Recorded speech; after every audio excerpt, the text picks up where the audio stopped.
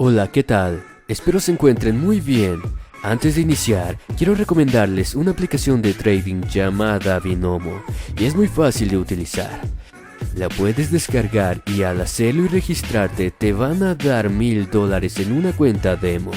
Les voy a mostrar cómo funciona.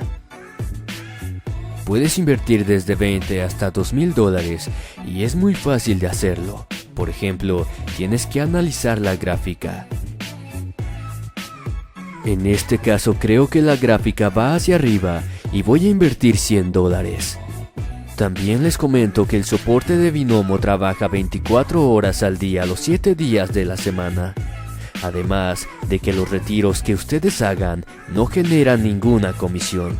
Y lo único que necesitas es un teléfono o computadora y acceso a internet. Como se observa en pantalla, tuve una ganancia de $183. Así que no esperes más y bájate la app Binomo. Abajo en la descripción te dejo el link.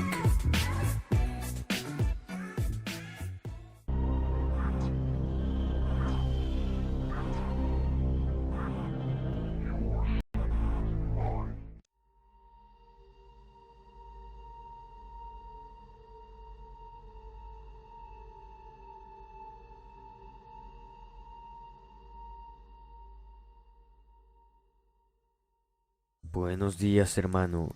Estoy tomando un poco de tu tiempo, pues tengo muchas cosas que me han sucedido.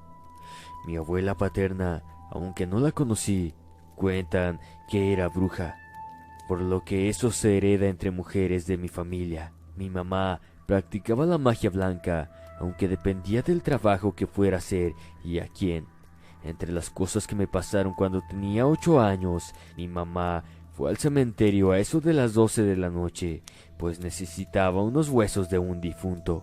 Los que se utilizan son los que han muerto en un accidente o se suicidan. La persona que cuida los vende en horas de la madrugada.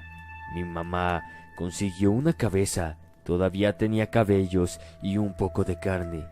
Nosotros, es decir, mis 2 hermanos y yo, aún dormíamos. A los pocos días, en horas de la madrugada, mi hermano mayor me despierta, pues escuchaba un ruido que no lo dejaba dormir.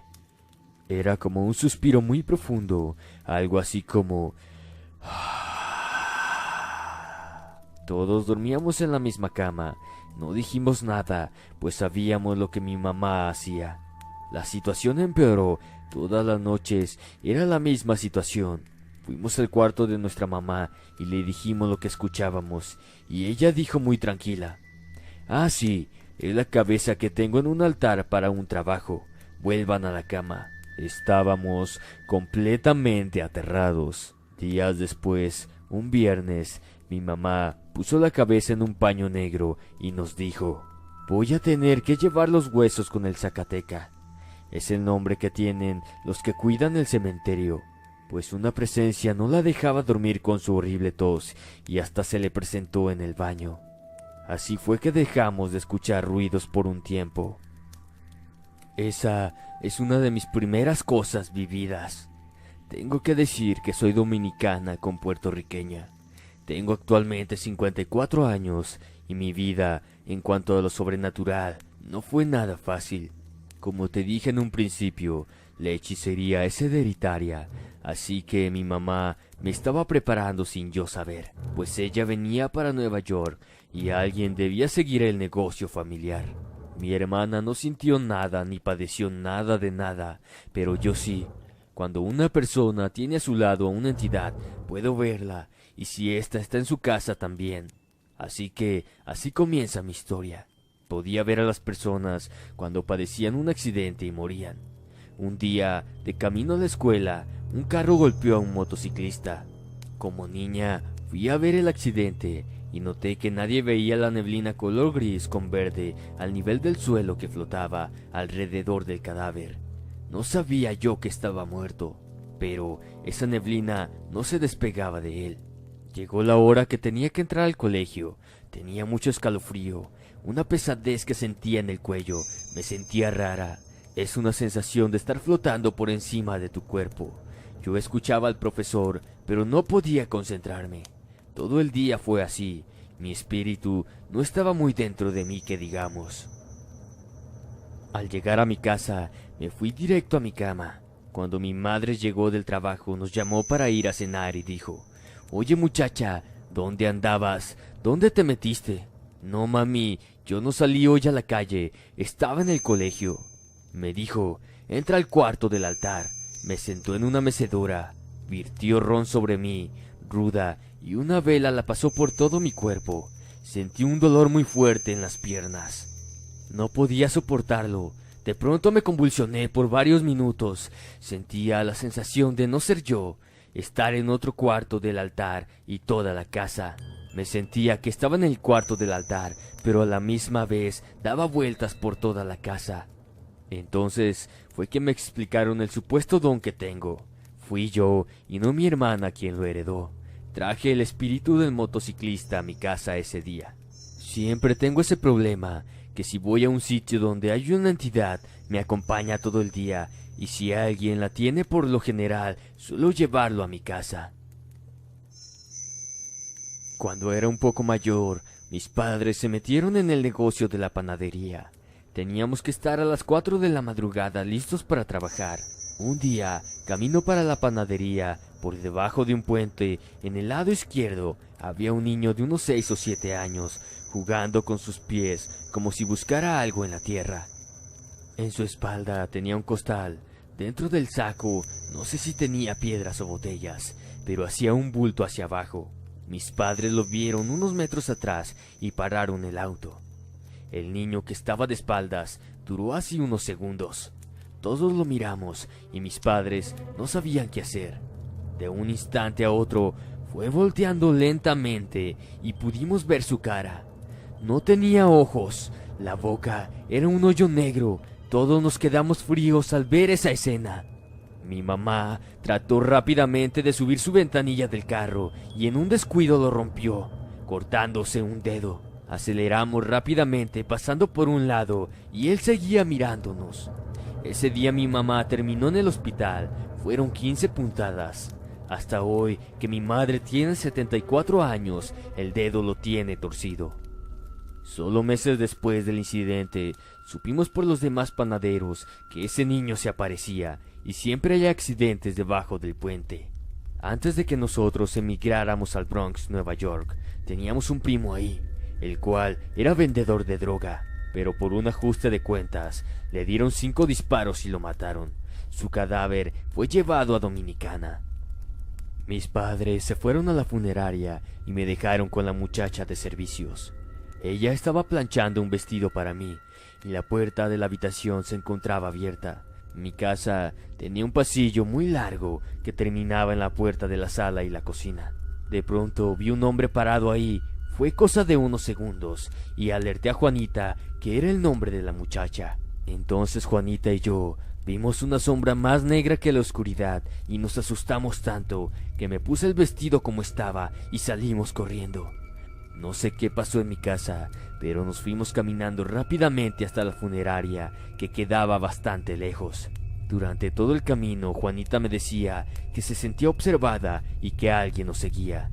Yo no le respondí, pero también sentía lo mismo. De repente, un hombre anciano salió de su marquesina y nos dijo: «Niñas, tengan cuidado, que las están siguiendo». Para esto, ya eran las 7 de la noche. Caminamos más rápido y llegamos con la familia presente. Yo miré dentro del ataúd y mi primo tenía la nariz con un algodón y de pronto comenzó a sangrar. Se lo dije a mi papá para que se lo dijera a mi tía. Ahí comenzó todo. Sentí una pesadez, como si flotara, y mucho frío. Mi madre se dio cuenta de eso. Habló con mi papá y mi tía. Me subieron al carro y me sentía aún peor. Sentía un malestar que no puedo describir. Al llegar a la casa me acostaron. Todo empeoró aún más. Me sentía bastante enferma. 2 días después, en la madrugada, se fue la luz, cosa muy común en mi país. Me despierto con mucho calor, abro la ventana y me acuesto. Pasaron unos minutos y por la ventana me avientan una almendra. La sentía en mis manos, pero no había luz. A eso de las 6 de la mañana ya había un poco de claridad. Lo extraño es que en mi barrio no hay matas de almendras. Al mirar la almendra que se encontraba en mi cama, esta despedía un olor fétido y nauseabundo. Lo único que hice fue arrojarlo por la ventana nuevamente. La madre del difunto, es decir, mi tía, después de los 9 días fue a mi casa. Decía que soñaba todas las noches con Nando. No la dejaba dormir y quería que yo la canalizara. Habló con mi mamá, pero tenía que explicármelo a mí. Soy antirrenuente, no me gustan esas cosas. Mi mamá me preguntó, ¿tú has sentido a Nando? Tu tía dice que ella lo siente en su casa. ¿Y qué quiere ella que yo haga? Respondí, a mí no me gustan esas cosas, y así terminó la conversación. Ese mismo día, a eso de las 2:30 de la madrugada, algo me agarró el pie derecho, fue levantándolo a tal nivel que cuando lo soltó rebotó en el colchón. Sentí tal terror que estando a oscuras me levanté tan rápido como pude y me fui a la habitación de mis padres y les pedí dormir con ellos. Para no hacerte el cuento más largo, Nando no dejaba de pararse por la ventana de mi habitación, de aparecérsele a mi mamá, de apagarle las luces y cerrar las puertas violentamente. Y todo era porque él quería decirnos que el niño que vivía atemorizando a los transeúntes bajo el puente había muerto golpeado en la pared. Sus brazos y órganos habían sido desprendidos, que era cómplice de la muerte de Nando y estaba presente en la funeraria. Mi tía murió de cáncer sin perdonarme y no me habló más. Fue por eso que ese niño se aparecía abajo del puente constantemente, porque no podía descansar en paz.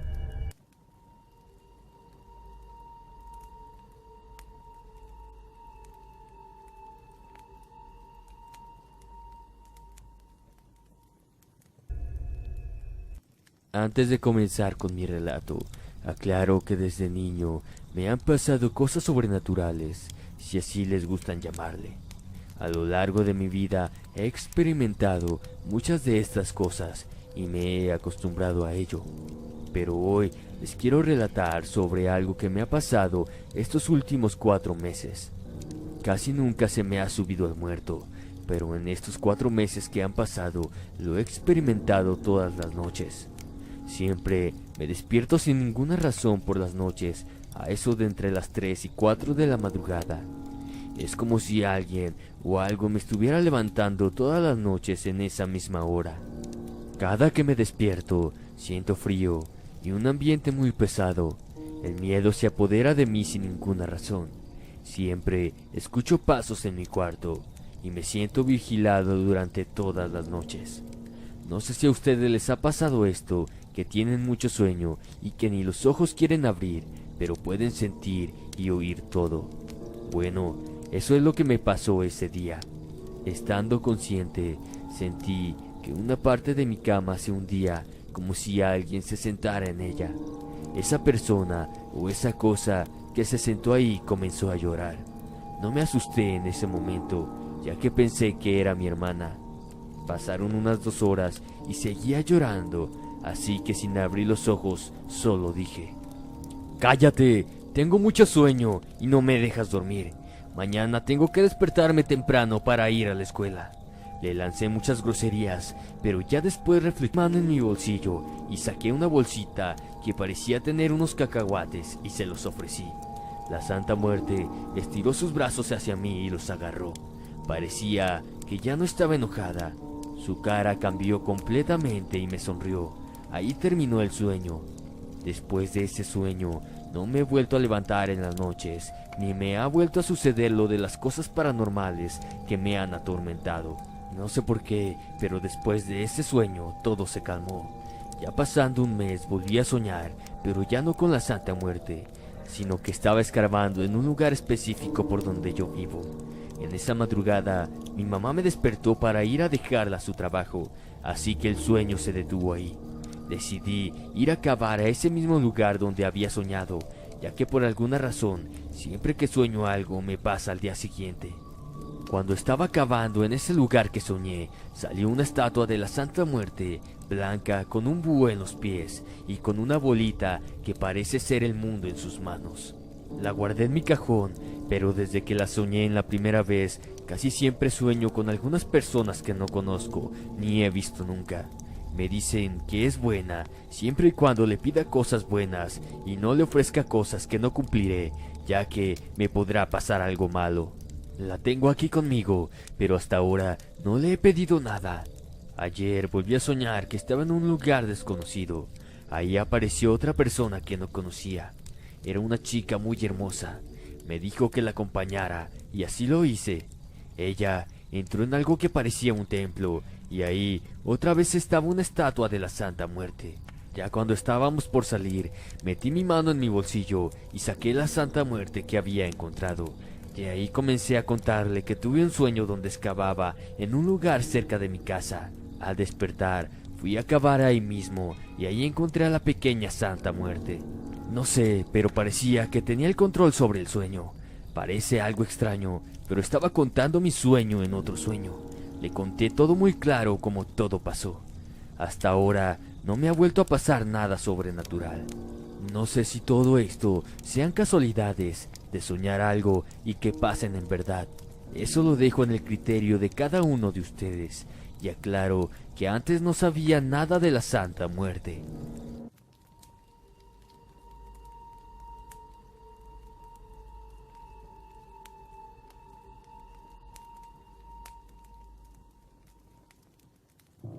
Dicen que recordar es vivir, pero yo lo hago con miedo. Cuando yo tenía 6 años, siempre me levantaba en las madrugadas, y esa era muy mala costumbre, pues tomaba mucha agua antes de dormir. Para ese entonces, estaba en casa de la bisabuela, y ella era de provincia, de un lugar muy lejano, solitario y algo feo. Tenía sus costumbres y unas muy raras.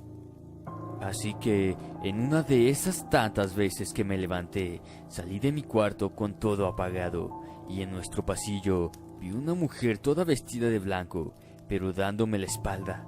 Yo entré con bastante sueño, pero pensé que era una de las tantas señoras que rentaban ahí, así que no le tomé importancia, y no le dije nada a esa pobre alma que también creí se había levantado al baño. Pero al momento de darle la espalda, esta lanzó un llanto de agonía y en segundos la habitación se congeló y esa mujer no tenía rostro y, si a eso se llamaba cara, era una desfigurada como podrida y con huecos en los ojos. Eso me impactó y el llanto no logró salir de mi pequeño cuerpo. Solo miré cómo atravesaba la pared y desaparecía ante mis pobres ojos. Así fue mi primera experiencia. Y lo único que hice fue retroceder hacia atrás, poco a poco hasta llegar como pude a mi cama. Me tapé de pies a cabeza y temblaba del miedo y logré rezar un Padre Nuestro, pues curiosamente en la humilde casa nadie logró despertarse a pesar del intenso ruido. Al día siguiente le conté a mi bisabuelita lo que me había pasado y me dijo: «Te he dicho que no te levantes de madrugada. Mira que has tenido suerte, que el alma sola no te vio a ti o no le interesó arrastrar tu alma con ella, porque si fuese así, te llevaba con ella y nada te hubiera salvado». Luego de eso yo agarré un poco de temor y dejé de tomar agua y también de levantarme sola y a oscuras. En otra ocasión, mi hermana, que por cierto era sonámbula, sufrió un evento algo traumático. Teníamos en la casa una inquilina que rentaba el cuarto junto al nuestro, y misma que se iba a hacer sus compras todos los días a las 4 de la mañana. Pues así, ella tenía más tiempo de sobra por las mañanas, y en 2 oportunidades regresó con mi hermana, quien ya andaba caminando sola cerca del campo. E increíblemente, en una de esas, nos cuenta y dice que se la iba llevando un hombre vestido de negro, con un sombrero grande, mismo que le hacía señas, y ésta iba directo a él. De esto ya era de madrugada, y los gallos no anunciaban el ingreso del nuevo amanecer. La inquilina, como pudo, le tiró con el cinturón de cuero que traía, y así logró agarrar a mi hermana, quien tenía una fuerza enorme. Según nuestra inquilina, era el mismo emisario o enviado del diablo, quien se quería llevar su alma, pues siempre estas bestias aprovechaban almas débiles para devorarlas. Ella solo rezó e imploró a Dios Padre por ayuda, e increíblemente, al canto de los gallos, este demonio se desapareció, quedando solo la marca del inmenso caballo. En la casa de mi madre han muerto tantos familiares y siempre se pasean o mueven objetos ahí, murmurando cosas o simplemente nos hacen travesuras. Mi abuela materna murió justo cuando mi madre tenía 6 años. Yo solo la conozco en fotos. Pero, incrédulamente, cuando era más niña, yo sé que ella siempre venía y se sentaba a un lado de la cama y nos hacía dormir diciendo, duérmanse, o el alma sola se las llevará. Y como esta ánima es típica de mi país peruano, todos temíamos de su presencia, pues a muchos arrastraba en las calles y otros de plano nunca aparecían o quedaban locos. También recuerdo claramente cómo la abuela nos acariciaba el cabello y nunca tuvimos miedo. Por el contrario, cuando nos castigaban, ella siempre llegaba y nos consolaba. Solo que ella nos tenía una condición, de que no la podíamos mirar a la cara. Por eso nunca volteábamos a verla, y menos de reojo, pues ella afirmaba, no estábamos preparadas para ver su espíritu. Esta alma sola es uno de los terroríficos espantos del que se tenga noticia en Perú. Tiene como finalidad el hacer daño por efecto psíquico u otros medios de manipulación de terceros. El alma sola se representa en forma de mujer de largos cabellos y atractivo rostro, y tiene como finalidad de cobrar las velas de las ánimas malditas. Pues en estos pueblos la gente acostumbra a pedir favores a las ánimas y éstas casi siempre las conceden.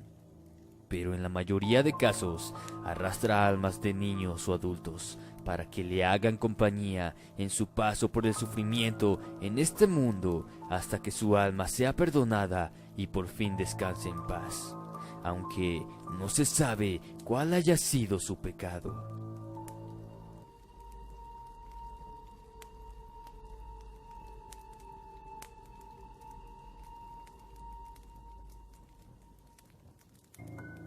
El siglo pasado parece haber sido hace mucho tiempo, pero en realidad no es tanto si las anécdotas de estos ayeres siguen relatándose.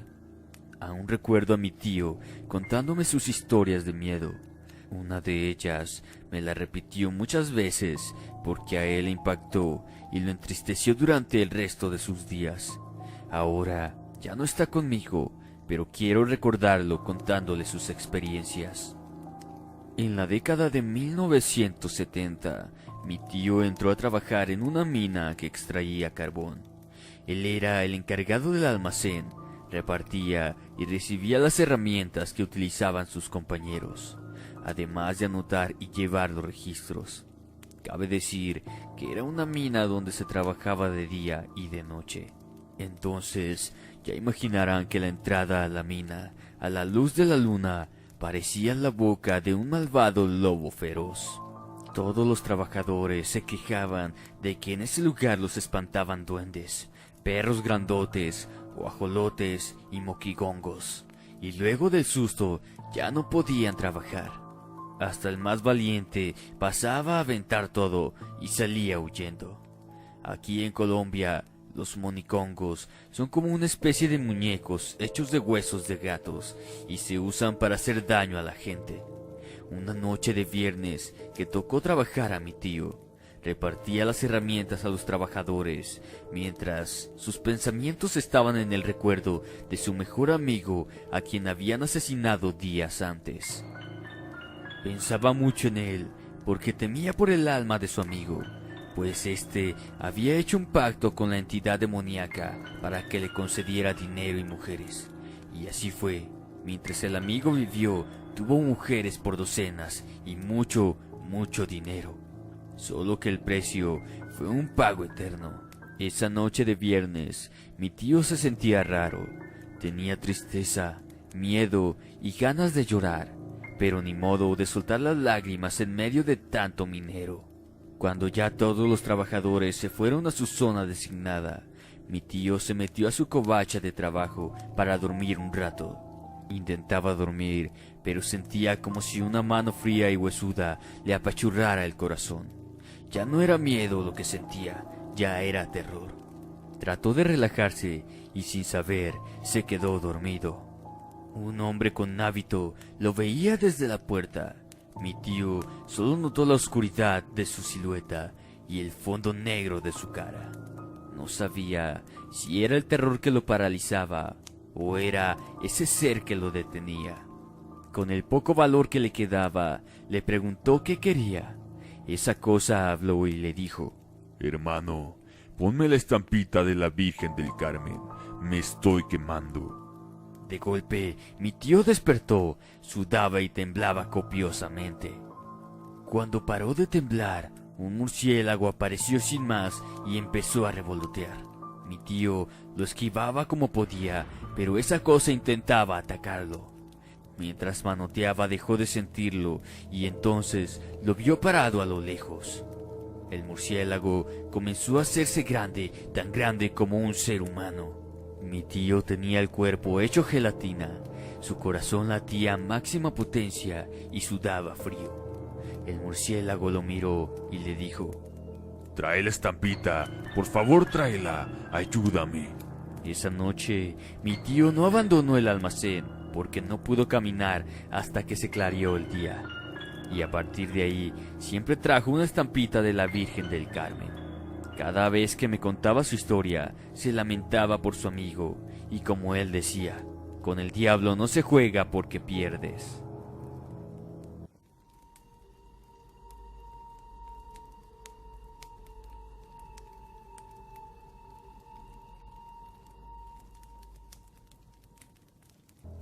Allá por los 60, los caminos que llevaban a las minas eran de tierra y sin alumbrado. Eran tiempos donde la gente usaba caballos o simplemente iba a pie a todos lados. Era normal ver por el camino a un grupo de mineros haciéndose compañía para llegar a su trabajo. Recorrían como 8 kilómetros de madrugada para llegar a la mina. En el pueblo, los mineros contaban historias de cómo en la noche veían a lo lejos una luz que parecía alumbrar el camino, pero en realidad era una luz azulada que se quedaba inmóvil por mucho tiempo o desaparecía de repente, pues ahí sabían que esas luces eran de mal agüero y pues para qué jugarle al valiente. Una noche cualquiera, iba don Iván un tanto entrado en copas, a eso de las 3 de la madrugada. Iba caminando tambaleándose y con una botella de aguardiente en su mano, mientras que en la otra llevaba un machete bien afilado, por si algún bribón quería pasarse de listo y quitarle sus pesos. A medio viaje se encontró un ataúd con 4 cirios prendidos alrededor, y con la borrachera encima, don Iván pensó que a quién carajos le daba por velar a un difunto en medio de la espesura del camino. Aunque ya se temía que eso era pura maldad, la curiosidad le ganó y quiso ver quién estaba adentro. Pero al acercarse se arrepintió de repente y mejor se hizo a un lado, queriendo esquivar por la derecha. Así sin más, el ataúd se movió, queriendo cortarle el paso. Don Iván, envalentonado como era, se movió a la izquierda y el ataúd hizo lo mismo. Con un gesto de borracho nervioso, se santiguó. Al hacer esto, la carcajada burlona se oye salir de lo profundo de la caja. La cosa de la caja reía una y otra vez hasta que don Iván habló y dijo: Ya sé qué pasa. Usted es una maldita bruja y no me va a dejar pasar, ¿verdad? Enojado, alzó su afilado machete y lanzó un tajo certero al ataúd. Solo un machetazo dio, porque es bien sabido que a las brujas se les debe dar una cortada o 3. El caso es que tienen que ser cortadas impares, ya que de lo contrario una herida sanará a la otra, mientras que si es impar, la herida no sanará y puede ser mortal. Así que don Iván, al acertar el machete, oyó un quejido que terminó de quitarle la borrachera y lo hizo huir a toda prisa hasta su casa. Ya en su casa se desmayó del susto. Apenas asomaba el sol, alguien tocaba fuertemente la puerta. Doña Josefina lo visitaba para suplicarle que le ayudara. Iván, perdón por lo de anoche. Mire cómo tengo el brazo. Se lo suplico, dame el otro machetazo. Nomás un rasguño para que pueda sanarme. Toda la noche me la pasé sangrando. Iván, viendo el brazo colgar de un hilo de carne, le dio otro machetazo, pero no para sanarla, sino para acabar de cortarle el miembro. Josefina salió corriendo, gritando y llorando, porque sabía que estaba condenada a morir. En el velorio apareció don Iván, se acercó al ataúd y le dijo quedito a la muerta: «Ahora sí, maldita bruja, atraviésate otra vez en mi camino».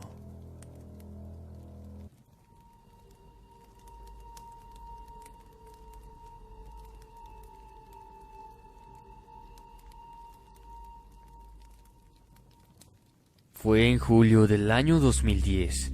Recuerdo que ese era un periodo de elecciones. Me comisionaron para la ciudad de Perote, Veracruz, en la 7ª Compañía de Infantería No Encuadrada. En temporada de elecciones no salen francos, hay que estar pendientes por cualquier cosa. Como había muchos soldados en la compañía de infantería, nos llevaron al centro de la ciudad, exactamente frente al mercado. Era o es una construcción que le dieron al ejército, pero pues estaba en malas condiciones, así que nos pusimos a reparar todo lo que pudimos. En total, éramos como 60 soldados, acondicionamos el lugar para poder dormir, cocinar y estar ahí a gusto. Pasando las elecciones nos informaron que nos quedaríamos 3 meses más. Dijeron que nos tocaba reforestar el área. Pasaron 2 semanas y nos dividieron el pelotón. Así nos pondríamos a repartir las labores, la guardia y cosas así. Un día nos dijeron que en la fortaleza, una cárcel que ya se encuentra cerrada, las personas de los alrededores habían visto y escuchado cosas fuera de lo normal cerca de esa cárcel, y que lo más seguro es que hubiera personas dentro de la misma. Eran como las 5 o 6 de la tarde cuando el teniente que estaba al frente de nosotros nos contó lo que las personas decían. Así que nos ordenó que el personal que estuviera de fuerza de reacción se armara, ya que saldríamos con él a ver qué es lo que sucedía. Dentro del pelotón de fuerza de reacción estaba yo, así que me armé y salimos con rumbo a la fortaleza. Es una construcción muy antigua, descuidada y con unas paredes muy altas y gruesas. El teniente ordenó que solo haríamos labores de reconocimiento y que estuviéramos alerta por cualquier cosa. Entramos y solo revisamos parte del lugar. La verdad es muy grande y éramos pocos para poder cubrir todo el terreno. Además, el teniente no quiso arriesgar a que pasara algo más, aunque mis compañeros y yo estábamos listos para cualquier cosa. Había un soldado, que no diré su nombre, pero pertenecía al batallón 63 de infantería, con sede en Jalapa, Veracruz, el cual era todo un desmadre. Todo era risa para él, y pues nos contagiaba con su sentido del humor. Ese día, él estaba conmigo en un pasillo que estábamos revisando. Yo iba al frente, y me acuerdo que me iba diciendo que tal vez nos iba a salir el chupacabras, la llorona, y que el charro de no sé dónde. El olor del lugar era muy feo, a humedad, aguardado. Es un olor que no puedo decir bien, pero que creo que ustedes más o menos se imaginan. Mi compañero me dijo: «Tengo ganas de orinar». Recuerdo que le contesté: «¿Quieres que te acompañe o que te la sacuda?», en forma de burla. A lo que contestó: «Solo no te alejes mucho». Caminé como 10 o 12 pasos cuando de pronto me gritó: «¡Sombra!». Así me decía él. Corrí hacia donde estaba y me señaló una pared. Para esto ya había cargado mi arma y disparé en 2 ocasiones donde él me señaló. Sabía que éramos los únicos en esa sección y lo que haya sido ya no estaba ahí. No pude ver nada, solo cubrimos el perímetro en lo que llegaban los demás. Fue cuestión de 5 minutos o menos cuando ya estaba ahí el teniente. Preguntó qué había pasado y le dijimos tal cual lo estoy contando. Revisamos toda esa parte y no encontramos nada más que los 2 casquillos percutidos. Nos retiramos del lugar y regresamos a donde dormíamos. El teniente hizo el parte de novedades y recuerdo que dijo: «Lo de los disparos no pasó. Aquí nadie vio ni escuchó nada». Estábamos viendo la televisión esa noche y le pregunté a mi compañero qué fue lo que viste y solo me dijo que era algo muy grande que no pudo reaccionar y por eso me gritó. Pensó que tal vez había sido su imaginación. En fin, ya no toqué el tema. Pasaron 4 días y una señora del mercado, la cual nos vendía quesadillas, nos dijo que en ese lugar en donde estábamos actualmente había sido un convento, que si no nos daba miedo vivir ahí. A lo que le respondí que nunca habíamos escuchado nada. Ese mismo día, en un cuarto que estaba en la esquina del terreno, encontramos cosas raras, pedazos de metal, piedras, madera y cosas por el estilo. Algo muy raro en ese cuarto es que hacía mucho calor. Unos compañeros indicaron que al parecer era un baño porque olía feo y señalaron que el drenaje estaba ahí. Así que empezaron a escarbar y lo que encontraron fue un cráneo y unos huesos. Al principio nos sorprendimos, pues entre hombres tú sabes que el desmadre sale. Empezamos a jugar con el cráneo como si fuera fútbol americano. En medio del terreno habíamos puesto el astabandera y ahí pusimos los huesos y el cráneo.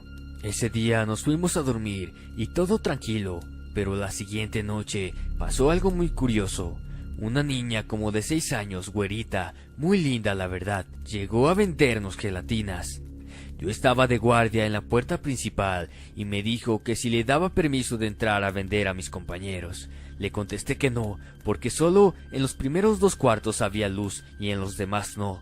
Uno era la guardia y el otro era la cocina y comedor. Le di 200 pesos y le dije que se comprara algo para cenar. Al otro día regresó a vender gelatinas, pero más temprano. Yo estaba sentado en el comedor viendo televisión cuando me dijo: «Hola soldado, ¿me compras una gelatina?», a lo que le respondí afirmativamente.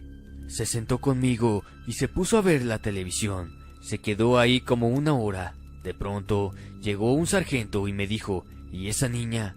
Me dijo: «¿Cómo es posible que sus padres la manden aquí? Somos puros hombres, ¿no piensan?».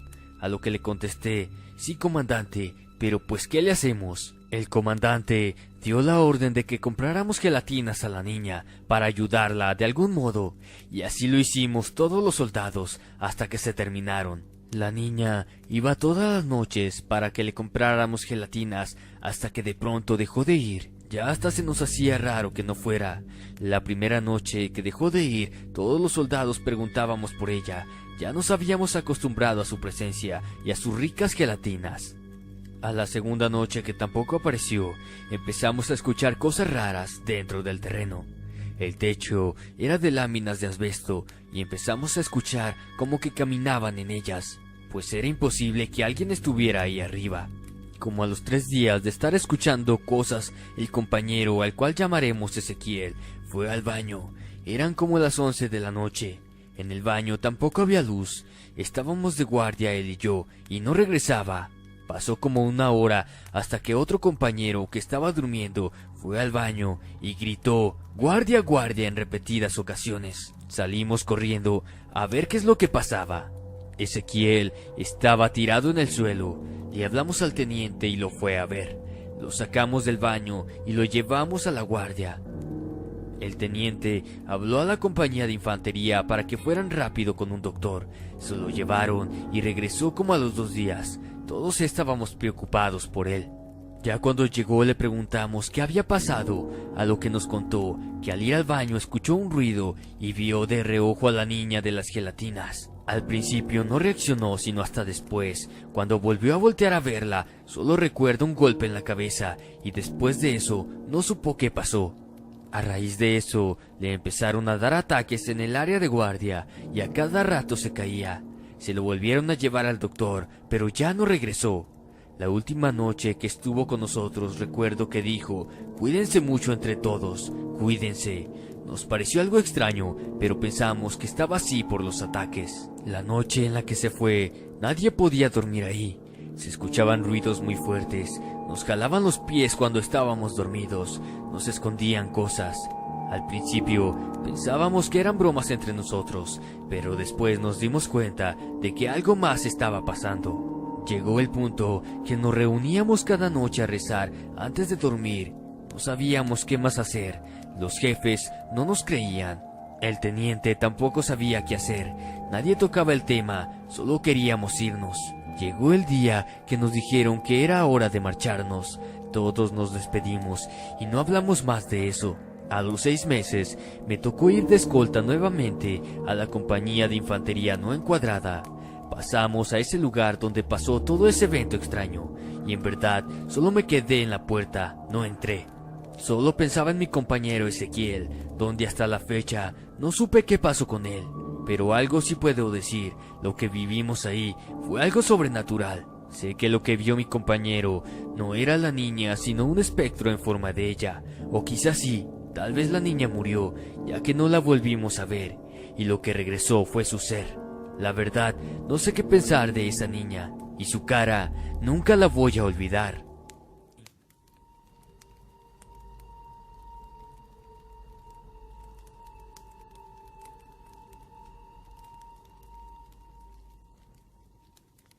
Buenas noches, inframundo. Llevo apenas 2 semanas escuchando tu canal y está padrísimo oír esas historias y leyendas de terror. Bueno, te mando un saludo desde Reynosa, Tamaulipas, México. Quiero compartir esta historia del charro negro, que aunque aquí en México es muy común oír muchas historias de este personaje, esta historia que les quiero narrar es 100% verídica. Este caso le pasó a un amigo de un tío mío. Su nombre era Adán, de oficio mecánico automotriz, aunque su único vicio era la cerveza, pues para eso trabajaba, y todo el tiempo andaba ebrio.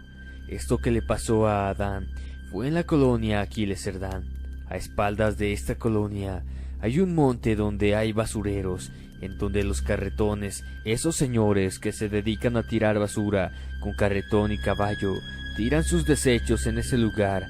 Ahí prácticamente está toda la basura de la ciudad. Les cuento, para no hacer más largo el relato, donde están estos basureros, hay un ejido por esos rumbos de nombre Las Calabazas.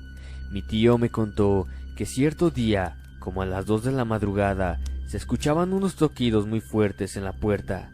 Él y su esposa salieron a abrir la puerta de la casa. Cuando mi tío abrió la puerta, entró su amigo Adán, muy asustado y volteando a mirar a todos lados. Temblaba mucho, como si sufriera una hipotermia o algo así. Me cuenta mi tío, después de que se calmó Adán, le contó que unos amigos de parranda lo invitaron a una boda, la cual sería en el ejido Las Calabazas. Irían a matar un marrano y una res. Le insistieron que fuera a dicha fiesta, ya que habría mucha cerveza para amanecérsela ahí. Adán no lo pensó 2 veces y fue a ese lugar.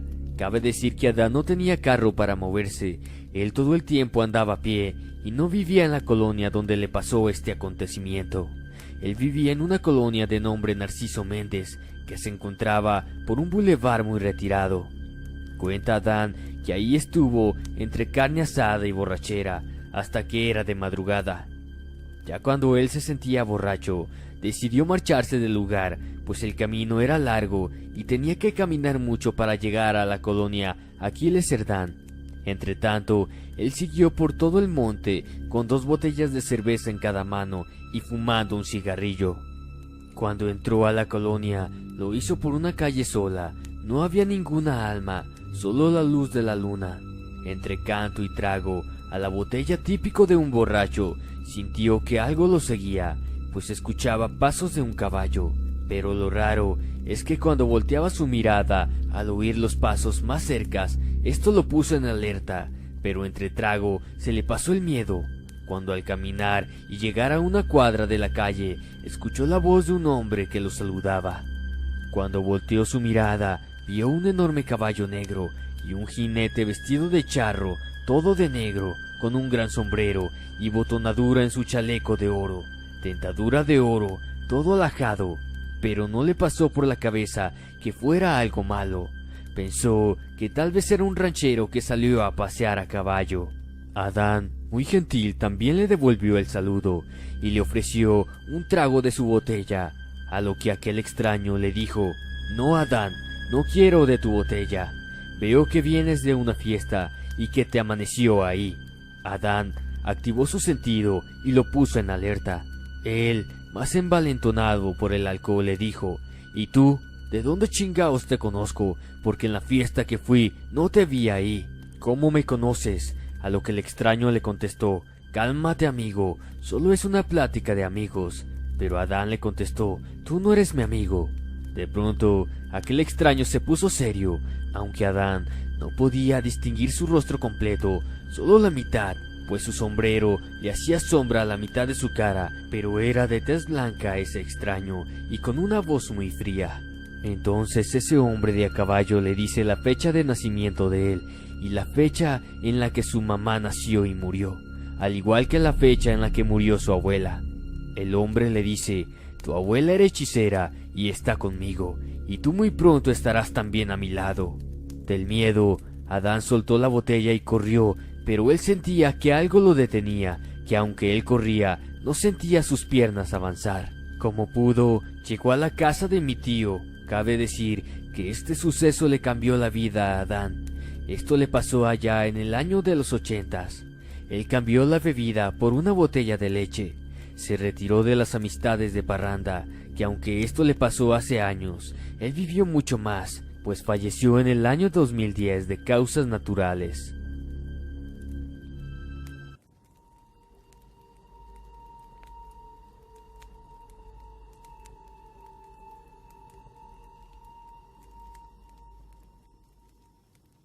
Mi bisabuelo Pascual vivió un suceso parecido a lo que le pasó a Adán el mecánico. Dicen que lo que cuentan los abuelos es algo muy bueno, pues ellos son como un libro abierto lleno de historias y leyendas, pues esta historia me la contó mi padre. Cuenta que cierto día, cuando él era un niño, su abuelo Pascual estaba platicando con unos amigos en el patio de la casa. Mi papá cuenta que siempre le gustaba escuchar las pláticas de señores grandes, porque decía que oírlos era como leer un libro de historias, pues a veces hablaban de la Revolución Mexicana, de la rebelión de los cristeros y cosas que ellos vivieron en su juventud. Pero en esa ocasión hablaban de lo paranormal, de apariciones y cosas así. Un amigo de mi abuelo decía que él ya había pasado por muchos sucesos extraños, que si se le aparecía el diablo, lo tomaría como algo normal, a lo que mi abuelo simplemente sonrió y le dijo a su amigo: si pasara lo que yo pasé, solo en medio del monte, y ver cara a cara al diablo, te cagarías en los calzones y hasta un infarto te pegaría de la impresión, porque créeme, amigo, que hasta el más valiente se quiebra. Y fíjate que te lo digo yo, que soy pacífico y no me gustan los problemas. Cabe decir que mi bisabuelo nunca le gustaba hablar de estos temas por miedo a que lo juzgaran de loco o drogado, pero era tanta la insistencia de sus amigos que les contó lo que le pasó. Comenzó así, sin antes decirles lo que cuento, es la pura verdad y hay un Dios que me escucha como testigo. No me gustan las mentiras. Les cuento esto que me pasó allá en mi ciudad de origen, San Luis Potosí, México, en un pueblo muy cerca del Nogalito.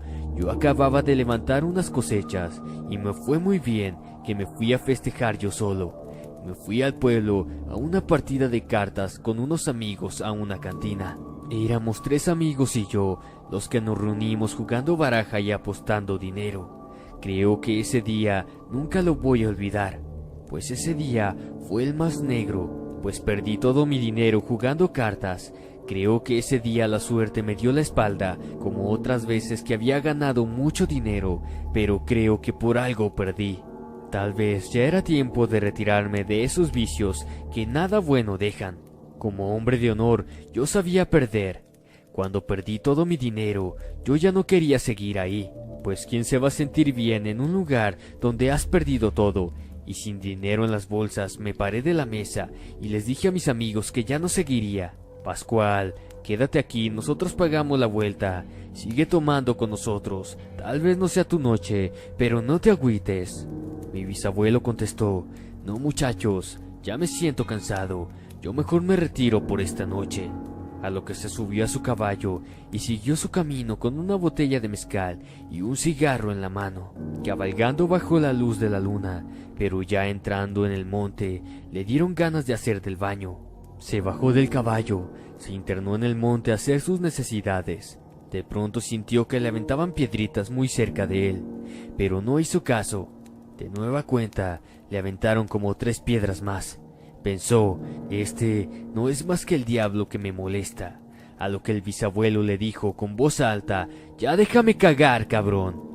Las piedras cesaron y él se levantó y se montó a su caballo, dándole tragos a la botella de mezcal y fumando un cigarro, cuando sintió de pronto pasos de caballos detrás y no era el suyo, aunque no le tomó importancia, pues cada vez que volteaba a ver no era nada, pero en su mente ya sabía quién era el que lo seguía, pero él decía dentro de sí, «No más que no se me aparezca y me deje llegar a mi casa».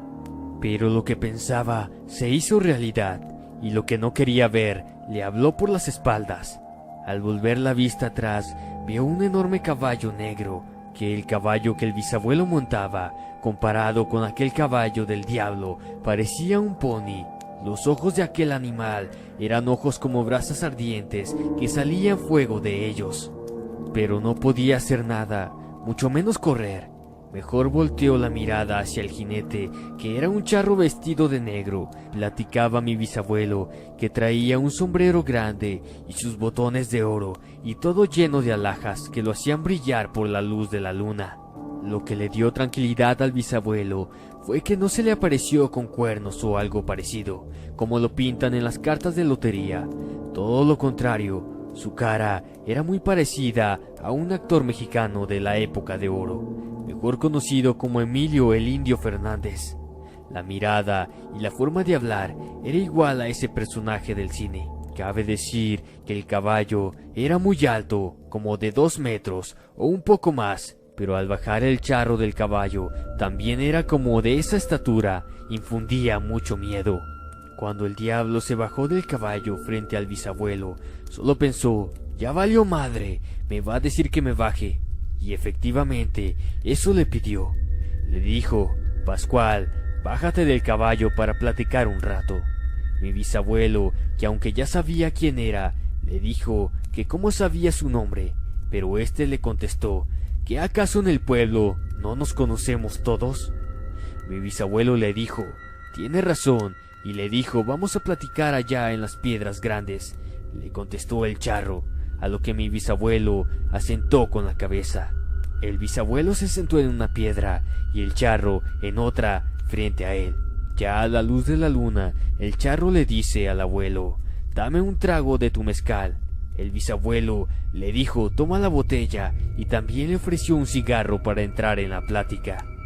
El abuelo sabía con quién platicaba, y el charro también sabía que mi abuelo sabía quién era él y que no le dio miedo. Pero dice mi abuelo que estaba en realidad con un miedo tremendo que le calaba hasta los huesos, pero no se lo mostró, y más cuando ese caballo se sentó a un lado del charro como un perro adiestrado a un lado de su amo. Eso sí, nunca le quitaba la mirada de encima.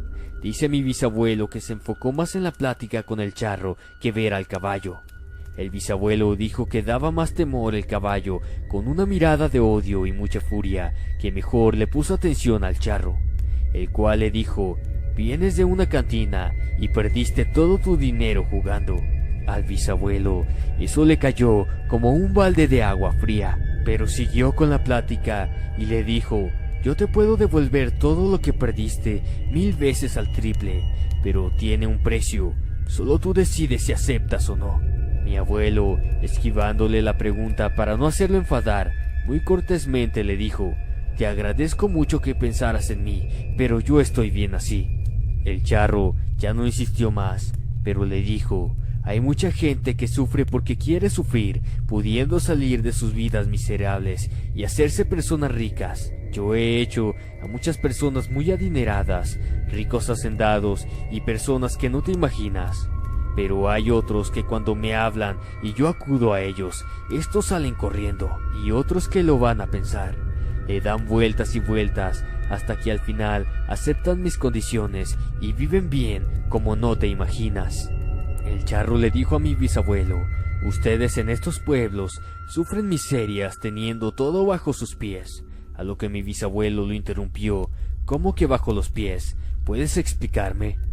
Sí, hombre, que no sabes que hay muchos tesoros enterrados bajo tierra y que cierto tiempo estos salen dando luces brillantes bajo la tierra, pero ustedes no hacen nada por sacar, eso prefieren sufrir como su Dios los tiene. Ya casi por amanecer, el charro se levanta de donde estaba sentado y se despide de mi bisabuelo, dándole la mano, no sin antes decirle: me da un verdadero placer platicar con verdaderos hombres como usted, que no se doblan ante nada. Cuenta mi bisabuelo que al subir al caballo, este caballo enorme dobló sus patas hacia atrás, echándose a tierra, para que el charro se montara a su lomo. Ya estando en el lomo del animal, este charro le advierte a mi bisabuelo Pascual: no vayas a tomar aquel camino que yo tomaré, ve mejor hacia el otro lado. Diciendo esto, echó su camino sacando chispas de fuego en sus patas, desapareciendo en lo oscuro de aquel camino. Pero dejó a mi bisabuelo pensativo, ¿por qué no quiere que tome ese camino? Pues ese camino es el que tomo siempre para llegar a mi casa, pero mejor sigo el consejo. Ya por la mañana, más tarde, el abuelo supo que a esas horas habían matado a 3 hombres, y esos hombres eran los amigos con los que el bisabuelo había estado en esa cantina. Los habían matado salvajemente por la espalda. Dicen las autoridades que les habían robado todo su dinero. Entonces dijo mi bisabuelo: tal vez un jugador que no supo perder los cazó para robarlos, o tal vez el diablo les hizo eso. Pero lo que sí puedo decir es que me salvó la vida.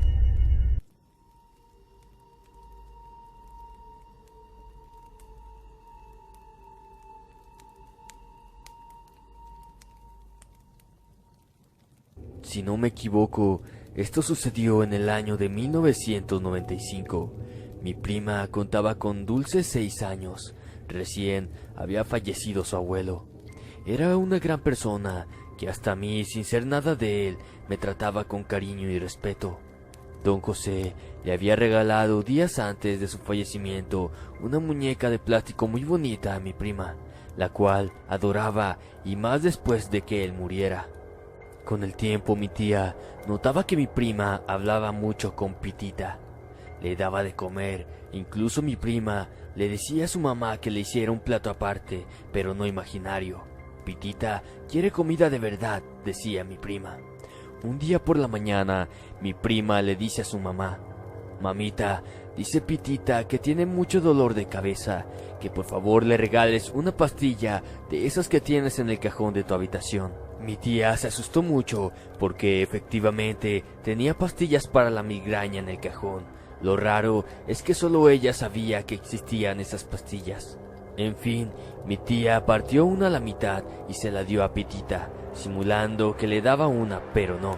Al rato regresa mi prima enojada y le dice a mi tía: no te hagas la tonta, mamá, dice Pitita que no la engañes y que le des la maldita pastilla.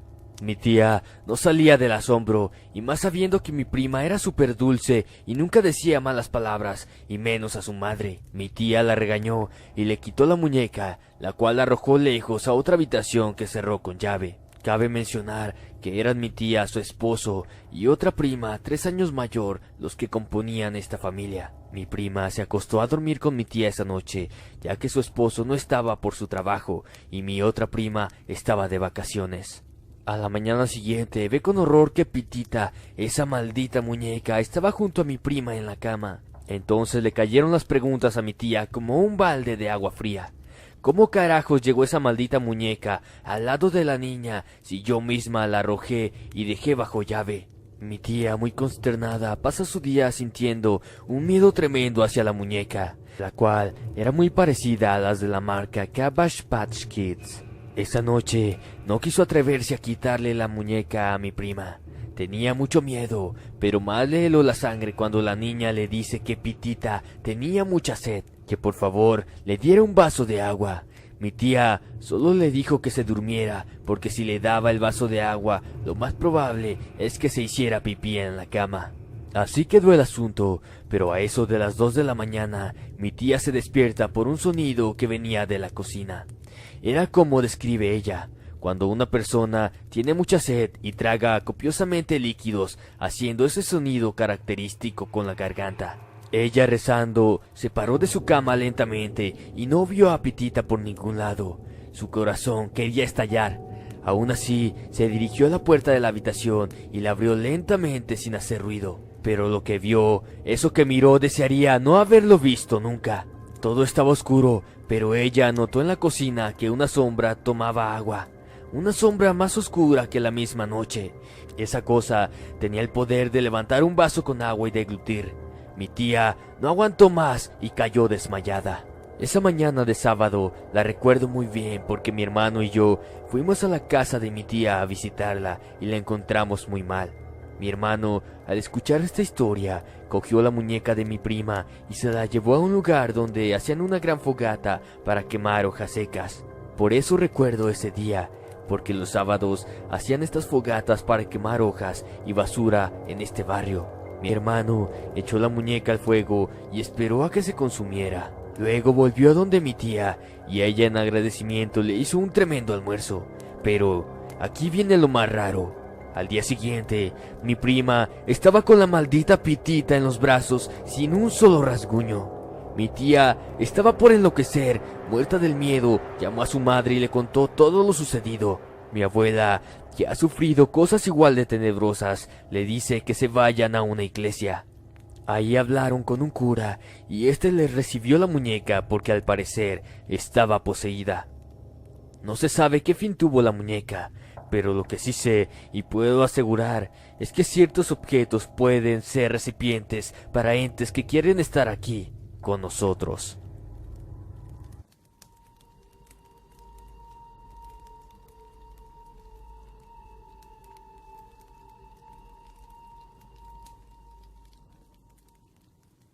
Siempre he pensado que ciertos objetos cargan la energía de las personas, o en el peor de los casos, pueden ser utilizados por entidades demoníacas para hacer de las suyas. Lo que me sucedió fue en el año 2011.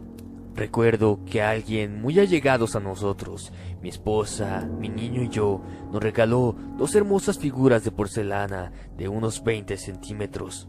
Una era una lechera con un cántaro que llevaba en su cabeza y ayudada por sus dos manos, muy bonita y por cierto se veía que era muy costosa.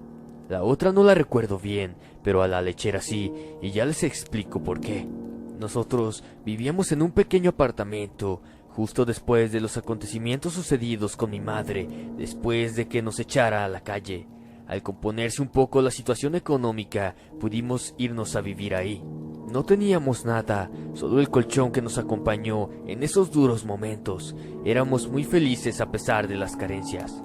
Por eso, cada cosa que nos regalaban o podíamos comprar era un motivo de gran alegría. Pero quisiera nunca haber recibido esas muñecas. Les buscamos un lugar en la casa, en un rincón donde al entrar se veían muy bonitas. A partir de ese momento, empezamos a escuchar en la noche y en el día pasos por la casa. Era algo inquietante y más porque sucedía a cualquier hora. Una vez recuerdo que mi esposa se fue con mi niño donde sus padres, que vivían en otra ciudad porque nos iban a dar un montón de mercado y en ese momento era muy importante recibirlo. Esa noche volví de mi trabajo muy cansado, como a las 9. Me fui para mi habitación y me senté en el colchón a llorar. Sí, porque en ese momento de soledad supe la falta que me hacían esos dos. Pensé en cuánto los amo. Al rato me fijo en la puerta de la habitación y me veo pasar muy campante a la cocina. Casi me hago en los pantalones, ya de por sí tenía miedo por estar solo y escuchar cosas, y ahora veo un doble mío, quizá un doppelganger. Salí corriendo de esa casa y pedí posada con el vecino que amablemente me dejó quedar. Después de contarle lo sucedido, llega y me dice que al pasar ese día en la tarde vio a alguien en la ventana. Yo le pregunté a qué hora y él me dijo que a eso de las 5 de la tarde, pero a esa hora no había nadie, porque mi esposa y mi hijo salieron antes de las 6 de la mañana. Al día siguiente esperé a que mi esposa llegara y mientras desempacaba las cosas que me trajo, le conté lo sucedido. Muy seria me dijo que algo raro se sentía en la casa y no era bueno. Esa noche, no sé por qué me dio por limpiar esas muñecas. Las llevé a lavaplatos y empecé con un cepillo a lavar a la lechera. Quizá no me lo van a creer, pero esa muñeca se movió. Bajó uno de sus brazos y solo quedó sosteniendo el cubo con una mano. Yo me quedé mirando como sin creer en lo que estaba viendo. Le dije a mi esposa que mirara y que me dijera si la muñeca estaba en otra posición. Ella, horrorizada, dice que sí y se tapa la cara con las dos manos. Yo, al volver a mirar la muñeca, esta volteó su cabeza hacia mí. La solté y grité. Lo que hicimos fue coger a esas dos malditas desgraciadas y aventarlas contra la calle, despedazándolas en 1000 trozos de porcelana demoníaca. Santo remedio para los espantos, apariciones y ruidos. Todo volvió a la normalidad. Investigando, el señor que nos regaló la muñeca pertenece a un grupo religioso que le encanta la brujería. No digo que nos la regaló con mala intención, pero vaya uno a saber qué hizo con ellas y qué intenciones o qué se le había metido. En fin, fue algo tan sorprendente que a veces me cuesta creer lo sucedido. Por eso lo que tanto advierto es no recibir cosas usadas. Uno no se imagina todo lo que entra a su hogar por medio de un objeto. Gracias y espero les hayan gustado estos relatos.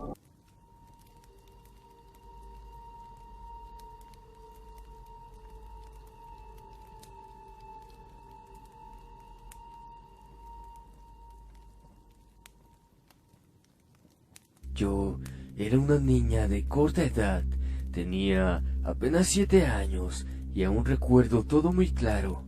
Era una tarde como de costumbre, que mi padre salía de casa para reunirse con sus amigos e irse con sus instrumentos a tocar en alguna fiesta de los pueblos cercanos. Pero esta vez salieron un poco más lejos. Nosotros vivíamos en San Ignacio Cerro Gordo, en el estado de Jalisco, y mi padre junto con su grupo de mariachi se dirigieron a un poblado llamado Ayotlán, también perteneciente a Jalisco. Eran casi las 4 de la tarde cuando mi papá salió de la casa. Apenas habíamos terminado de comer cuando él se alistó rápido y se despidió como siempre. Ya habían transcurrido unas 4 horas, pues ya eran como las 8 de la noche, cuando mi madre salió al patio donde estaba normalmente muy oscuro. Ella apenas podía caminar de lo cansada que estaba por los quehaceres de la casa, y además porque estaba embarazada ya de un poco más de 8 meses. El patio estaba muy grande, era todo de tierra. En una orilla había varios árboles muy grandes, y en la otra estaba un lavadero, el cual era un lugar donde mi padre se pasaba horas recargado ahí con su guitarra, cantando canciones para mí. Cuando mi madre se acercó a la puerta del patio, vio a lo lejos a mi padre, ahí, en ese lugar. Ella se sorprendió solo un poco porque no lo escuchó entrar y porque había regresado muy temprano. Ella solo le habló para cenar y le preguntó a qué hora había regresado. Sin tener respuesta, en ese momento mi madre se dio la media vuelta y puso la mesa. Yo ahí sentada la vi tranquila y puso el plato de mi papá también. Yo le pregunté por qué había puesto el plato de papá si aún no había llegado. Ella me contestó: «Claro que ya llegó, hija. Asómate al patio. Ahí está en el lavadero como diario». Yo voy contenta a buscarlo, pero como estaba muy oscuro, no logré ver nada. Mi madre tomó la lámpara y salimos a buscarlo. Le hablamos a mi papá y no contestó. Y al alumbrar con la lámpara el lavadero, no había nadie ahí. Mi madre estaba muy sorprendida, porque asegura haberlo visto claramente ahí, hasta con la misma ropa con la que estaba vestido esa tarde cuando salió. Yo no le di mucha importancia, puesto que estaba muy chica y solo creí que mi mamá se había equivocado.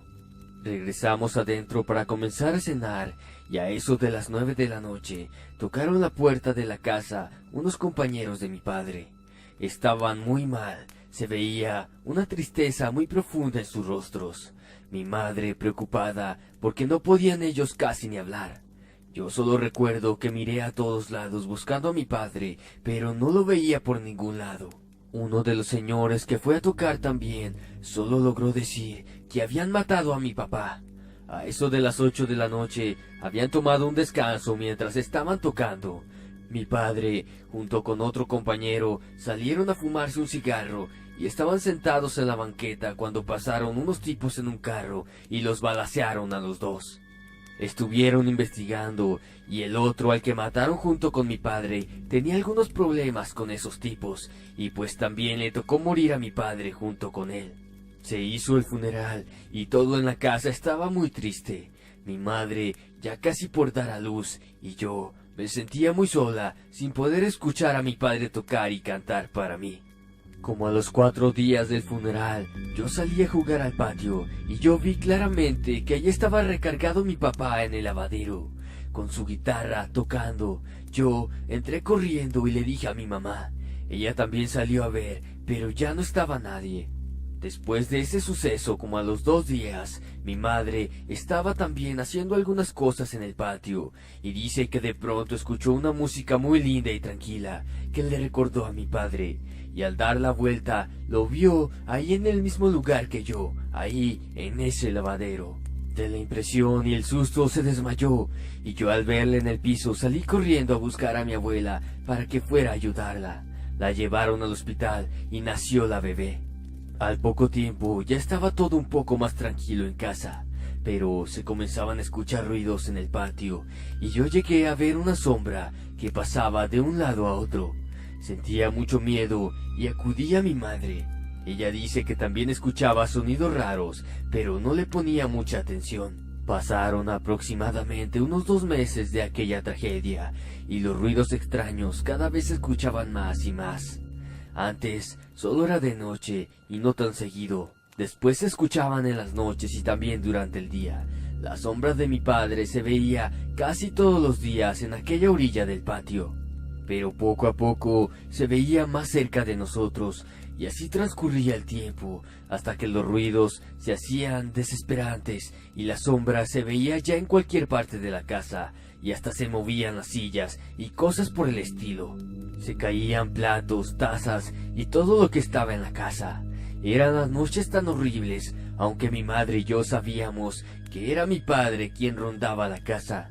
No soportamos más estar ahí, porque ya no teníamos una vida tranquila. Mi madre decidió vender la casa y nos mudamos a Guadalajara, Jalisco. Después de 20 años, mi hermana se casó y se fue de nuevo a vivir a aquel pueblo donde nacimos. Yo me casé y me quedé aquí en Guadalajara junto con mi madre.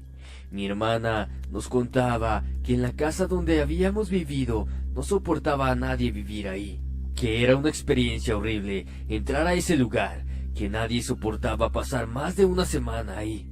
Lo que escuchaban y lo que se veía eran cosas que no dejaban vivir a nadie en paz. Ya después de unos 50 años de aquel suceso, mi madre estaba un poco ansiosa de querer ir de nuevo a la casa donde había vivido con mi padre. La llevé, y aunque la casa había estado abandonada por casi 30 años y casi destruida, ella decidió entrar, y al salir solo me decía que se sentía muy mal.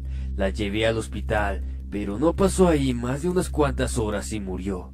Yo regresé a casa con mi familia, y no me había atrevido a contar mi historia, porque quería que solo quedara así, como una historia, y no quería recordar ya nada. Pero ahora que mi madre acaba de morir, han estado pasando cosas igual que cuando mi padre murió. Escucho voces y veo la sombra de mi madre en la sala, donde ella pasaba la mayor parte del día.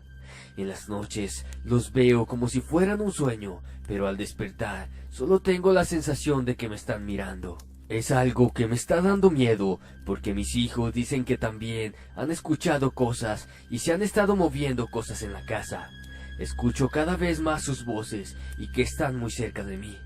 Lo único que puedo hacer es rezar por el eterno descanso de las almas de mis padres.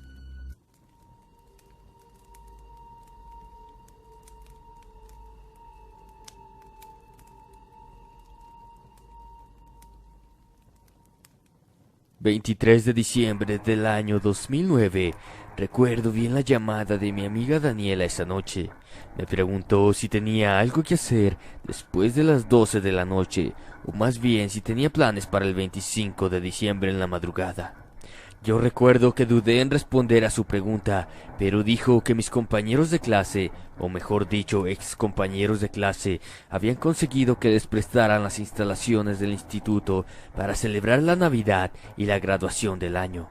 Total, me dijo que habría alcohol y mucha comida. Estaba dudando un poco cuando me contó que los hermanos Denis y Juan compraron fuegos artificiales, morteros y muchas cosas así. Tanto habló para tratar de convencerme que le terminé diciendo que sí iría un rato, nada más. Ella se puso muy feliz. Después acordamos que nos encontraríamos en la entrada a eso de la 1 de la mañana. Y pensar que por esta llamada empezó todo esto. Una respuesta negativa hacia la invitación hubiese cambiado todo. ¿Qué me costaba decir un simple no puedo ir? Pero, ya que, mejor les cuento lo que pasó de una vez. Desde que me levanté el 24, me tocó limpiar, ayudar a cocinar y salir a hacer compras de último minuto. Esto causó que anduviera sin ánimos casi todo el día. A eso de las 5 de la tarde me puse la ropa nueva y salí a la calle un rato. Todos mis familiares y vecinos estaban ahí. Unos corriendo, otros tirando cohetes y unos cuantos jugando fútbol. Yo lo único que quería era sentarme en la acera y descansar un rato, pues adentro de mi casa ya habían puesto música y no me agradaba mucho. Pasaron unos minutos y empecé a sentir una tranquilidad que nunca había sentido antes. De a poco empecé a recordar los mejores momentos del año. Sentía que era el mejor año de mi vida. Estuve pensando un buen rato. En eso, alguien gritó desde adentro de la casa que entráramos a cenar. En realidad, era un pequeño aperitivo para el resto de la noche, pero duró más de lo que pensaba. Después de la cena, unos familiares empezaron a bailar y cantar, y el ambiente estaba mejor que en los otros años, pues nadie se había emborrachado y tampoco hubo discusiones de ningún tipo. Ahora sé por qué me arrepiento de no haberme quedado con ellos. Podría decir que pasó el tiempo muy rápido, pues empezaron a contar los minutos para que dieran las 12 de la noche. Después de la cuenta regresiva, la pirotecnia empezó a sonar. Como era de costumbre, todos nos dimos un fuerte abrazo. Uno de mis primos comenzó a poner morteros y cohetes en la acera. Mis primos más pequeños ya estaban dormidos, como era de esperarse. Luego de eso mi mamá empezó a servir la comida otra vez. Miré el reloj y me di cuenta que eran las 12:20 de la mañana. Le avisé que ya me iría, que regresaría a eso de las 3 de la mañana. Me dieron las llaves de la camioneta y como siempre me dijeron que condujera con cuidado. Encendí el motor, puse algo de música y arranqué hacia mi destino. El lugar no estaba tan lejos de mi casa, pero por precaución no me negué a irme en carro. A unas 2 cuadras antes de llegar se me ocurrió parquearme y mandarle un mensaje a Daniela para ver si ya estaba en el instituto. Cuando estaba terminando de escribirlo, un anciano que parecía estar ebrio pasó muy cerca de la camioneta y murmuró algo que no entendí. En eso volteé a ver, agachó la cabeza y en voz baja dijo: «Regrésate a tu casa». Sinceramente me asustó un poco, pero al ver que seguía su camino, le quité la mirada. Finalicé el mensaje y lo envié. Estuve esperando ahí, pues no quería llegar y no encontrarla en la entrada. Sonó mi celular y miré que era un mensaje de Daniela. Ya estaba en la entrada. No quería hacerla esperar, así que conduje rápido. Al llegar me estacioné casi enfrente, caminé hasta la entrada y efectivamente estaba ahí.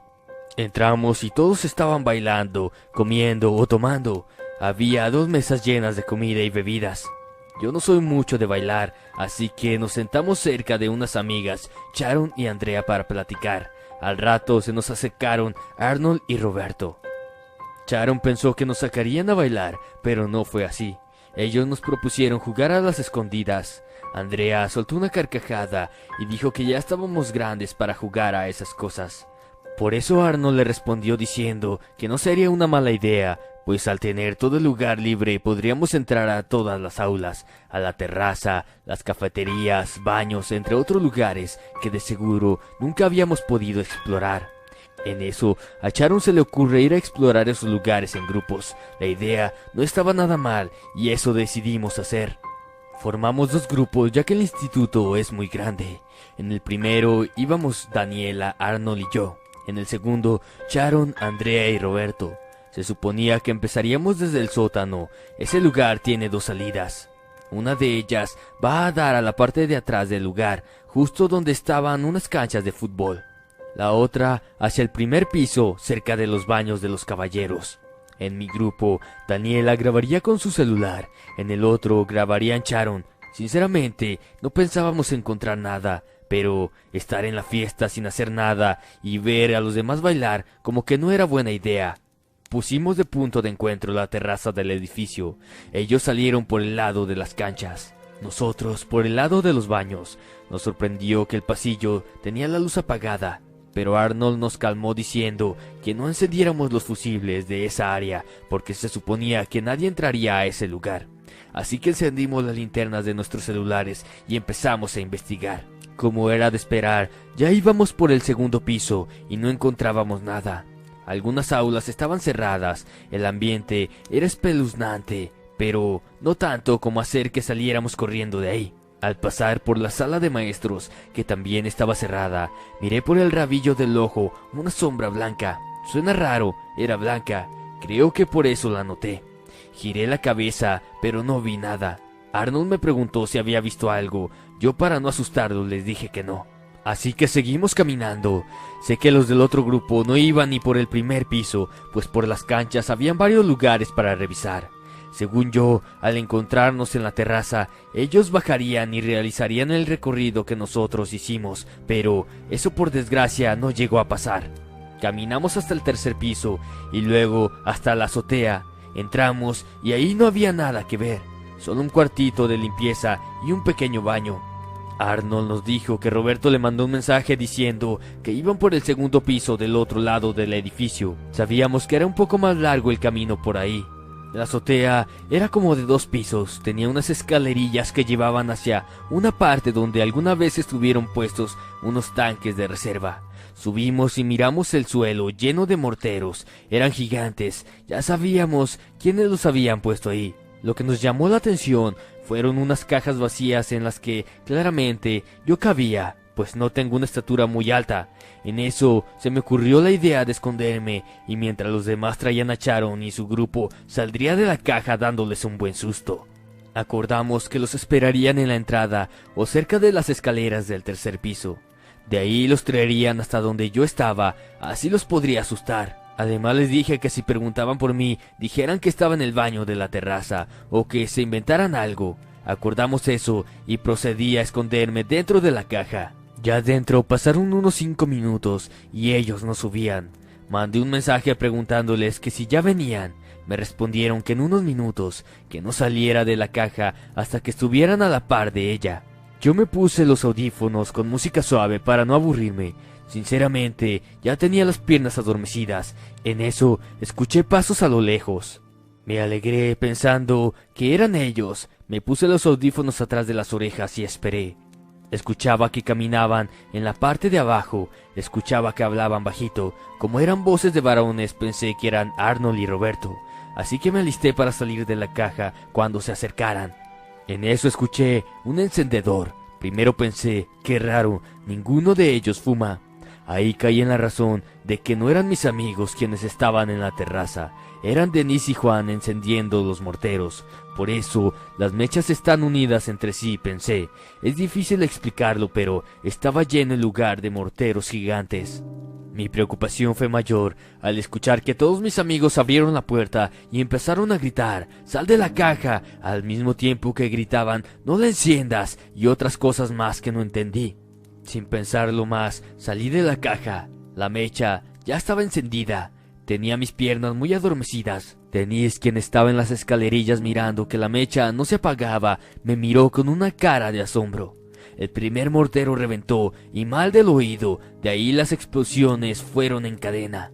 Ahí me di cuenta que no solo estaban los morteros, sino que también habían marquetas de cohetes entre otros explosivos. Ya por la mitad de camino, por decir de alguna manera, sentí un ardor en las piernas. Mis oídos zumbaban. Como pude, pegué un brinco mientras todos gritaban de terror. Caí muy cerca de las escalerillas. La verdad, eran unas escaleras de 2 metros más o menos. Creo que Denise intentó jalarme hacia abajo, pero por impulso y al sentir que me ardía la espalda, las piernas y un brazo, rodé hasta el frío concreto de la parte de abajo de la terraza. Podía ver cómo todos se acercaban a intentar ayudarme. Yo no me podía mover, creo que solo los ojos movía. Daniel estaba llorando. Juan llamaba a la ambulancia, o eso me parecía. Los demás intentaban cubrirme las heridas. Sentía mucho dolor en los brazos, pero no sentía nada en las piernas. No sé cuánto tiempo pasó, pero al rato aparecieron unos paramédicos y me llevaron al hospital. Estando ahí, dejé de sentir los brazos. Supongo que fue por los medicamentos o algo así. No pasó mucho cuando llegaron mis familiares, todos llorando. Me sentía mal al ver que les había arruinado la Navidad a todos. Sé que esto les causó problemas a todos, al instituto, a los que consiguieron que les prestaran el lugar y por supuesto a Denise y a Juan. Yo me acredito toda la culpa de esto, me siento muy mal por lo que pasó ese día. Lo peor es que ya pasaron unos días y según he escuchado mi salud está empeorando, tengo mucho sueño, creo que de esto no saldré con vida. Aún no me puedo mover y lo peor es que mañana tendré una operación. No dejo de pensar en decirles a todos que todo esto fue mi culpa. Tengo mucho miedo y pienso que debía hacerle caso al hombre ebrio que me habló cuando me estacioné. Supongo que eran como señales, pues la sombra blanca que me ha estado observando desde ayer no deja de hacerme señales para que vaya con ella.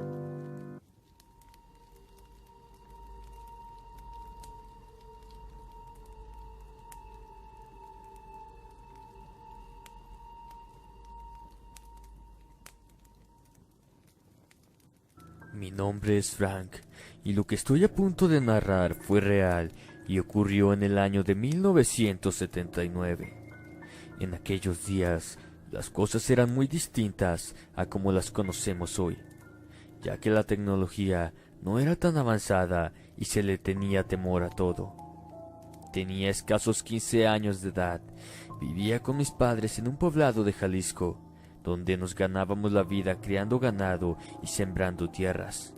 Yo era hijo único y mi familia estaba conformada por mis padres y mis dos abuelos paternos.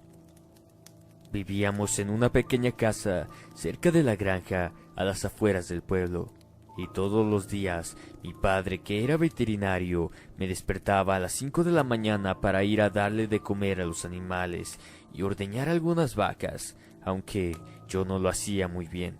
En ese entonces, cerca de la granja, existía un bosque al cual no se me permitía jamás acercarme.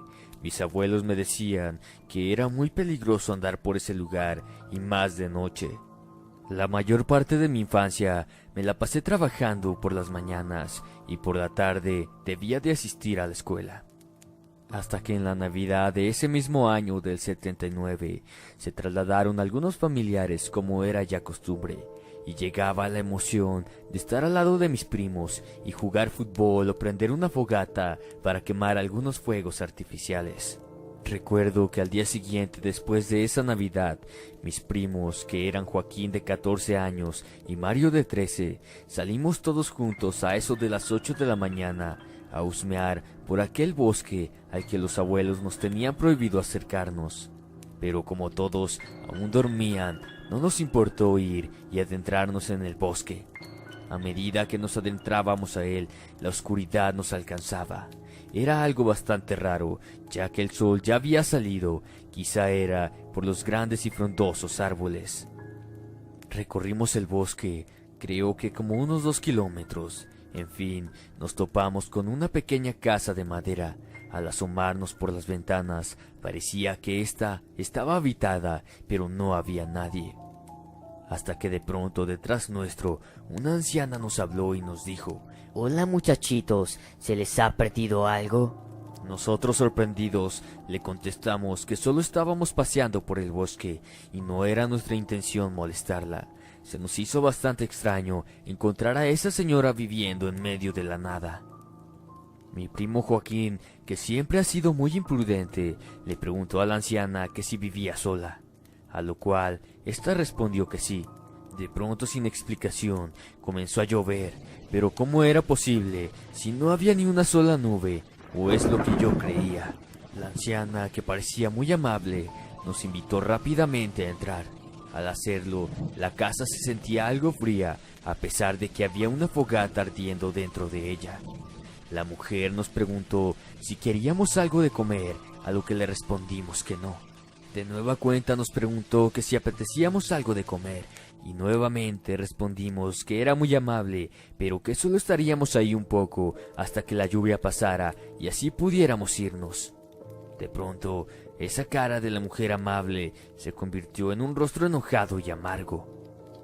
Otra vez Joaquín el imprudente le preguntaba a la señora cómo es que vivía tan apartada del pueblo. Esta le respondió que ella estaba acostumbrada y que vivía de vender sus semillas que ella misma cultivaba y que tenía supuestamente un contacto que iba y le compraba sus semillas, cambiando rápidamente de tema. Nos dijo que no debíamos andar solos por esa parte del bosque, que era muy peligroso. Nosotros le respondimos que ya sabíamos cuidarnos solos, pero estábamos bastante equivocados. Sin pensarlo, la anciana comenzó a hablar en un extraño lenguaje, como si estuviera rezando, a lo que nos pareció bastante raro. Mario de pronto se levantó y le dijo que teníamos que irnos. La señora esta le gritó a Mario que no podíamos irnos porque la lluvia estaba demasiado fuerte, y eso sí que nos dio un poco de enojo, pero a la vez incertidumbre de no saber qué rayos estaba ocurriendo. Joaquín y yo nos acercamos a la puerta y tratamos de abrirla, pero ésta se encontraba trabada, y ahí fue cuando el horror nos invadió a los tres. De la voz de la anciana salió como otra voz, pero más ronca, que nos dijo: Ustedes no saldrán vivos de aquí.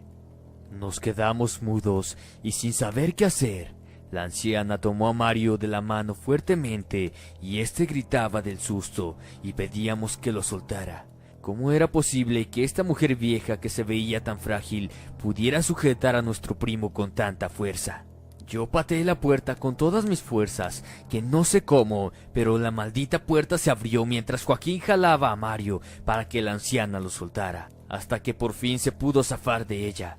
Pero al voltear a verla, sus ojos eran completamente blancos. Se podía observar que sus dientes estaban todos podridos y su rostro todo arrugado.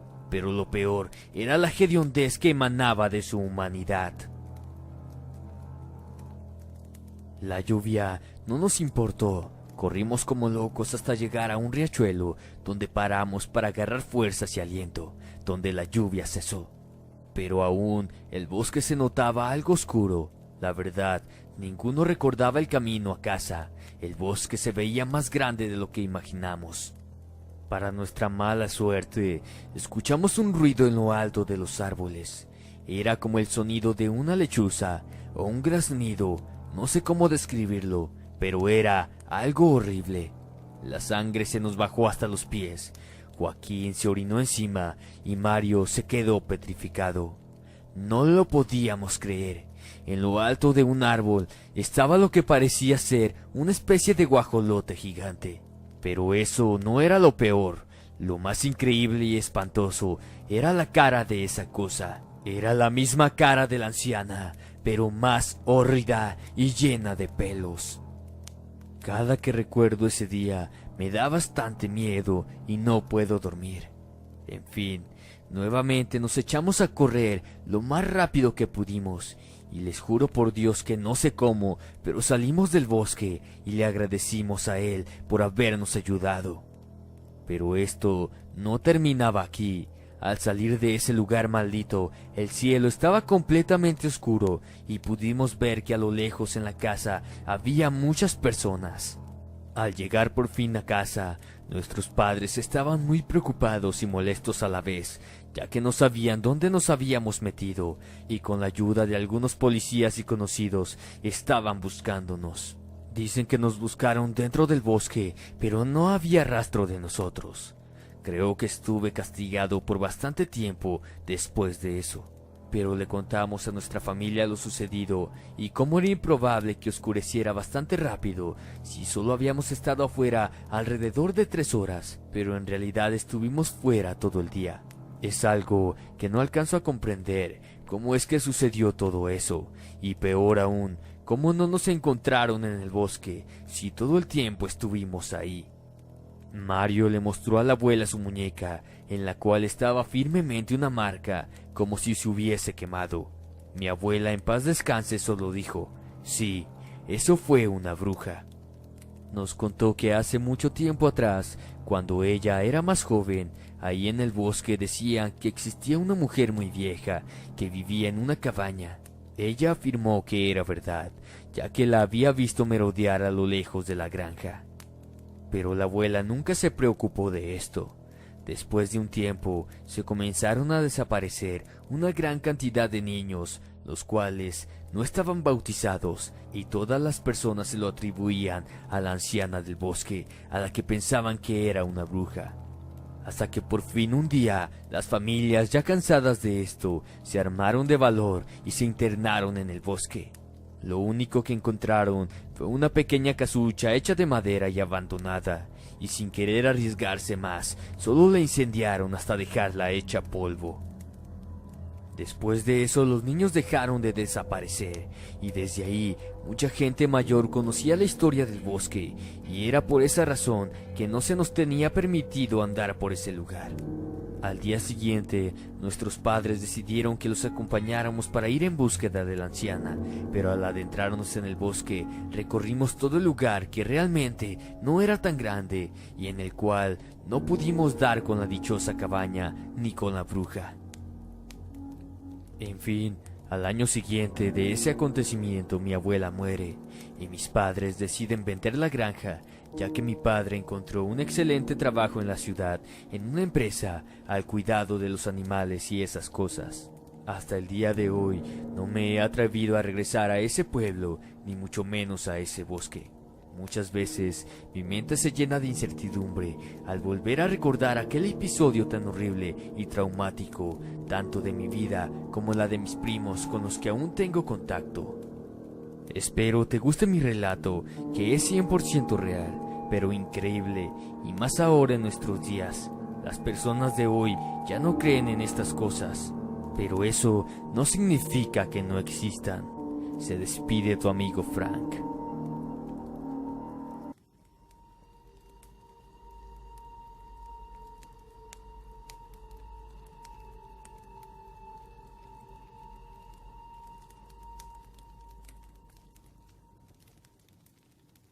Mi relato es verídico. Me sucedió hace aproximadamente 2 años. Mi nombre es Chris, tengo 22 años y soy policía de la Ciudad de México. Mi madre fue madre soltera y mi abuelo me crió como si fuera mi padre. Yo amaba más a mi abuelo que a mi madre. Él era la persona que más amé en todo este mundo, la persona más importante. En fin, en el 2015, a mi padre, o más bien dicho mi abuelo, le dictaminaron cáncer de tráquea debido a su tabaquismo. Luchó contra el cáncer 1 año, pero lamentablemente, el 1 de abril del 2016, murió a causa de él.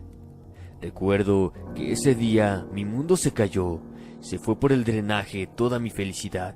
Me sentía solo y con una fuerte depresión.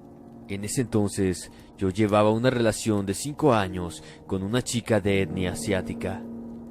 Ese mismo año, ella me confesó que tenía un amante y se iría con él. Me puse en una depresión peor, al grado en que dejé mi trabajo de lado y no me presentaba a guardias.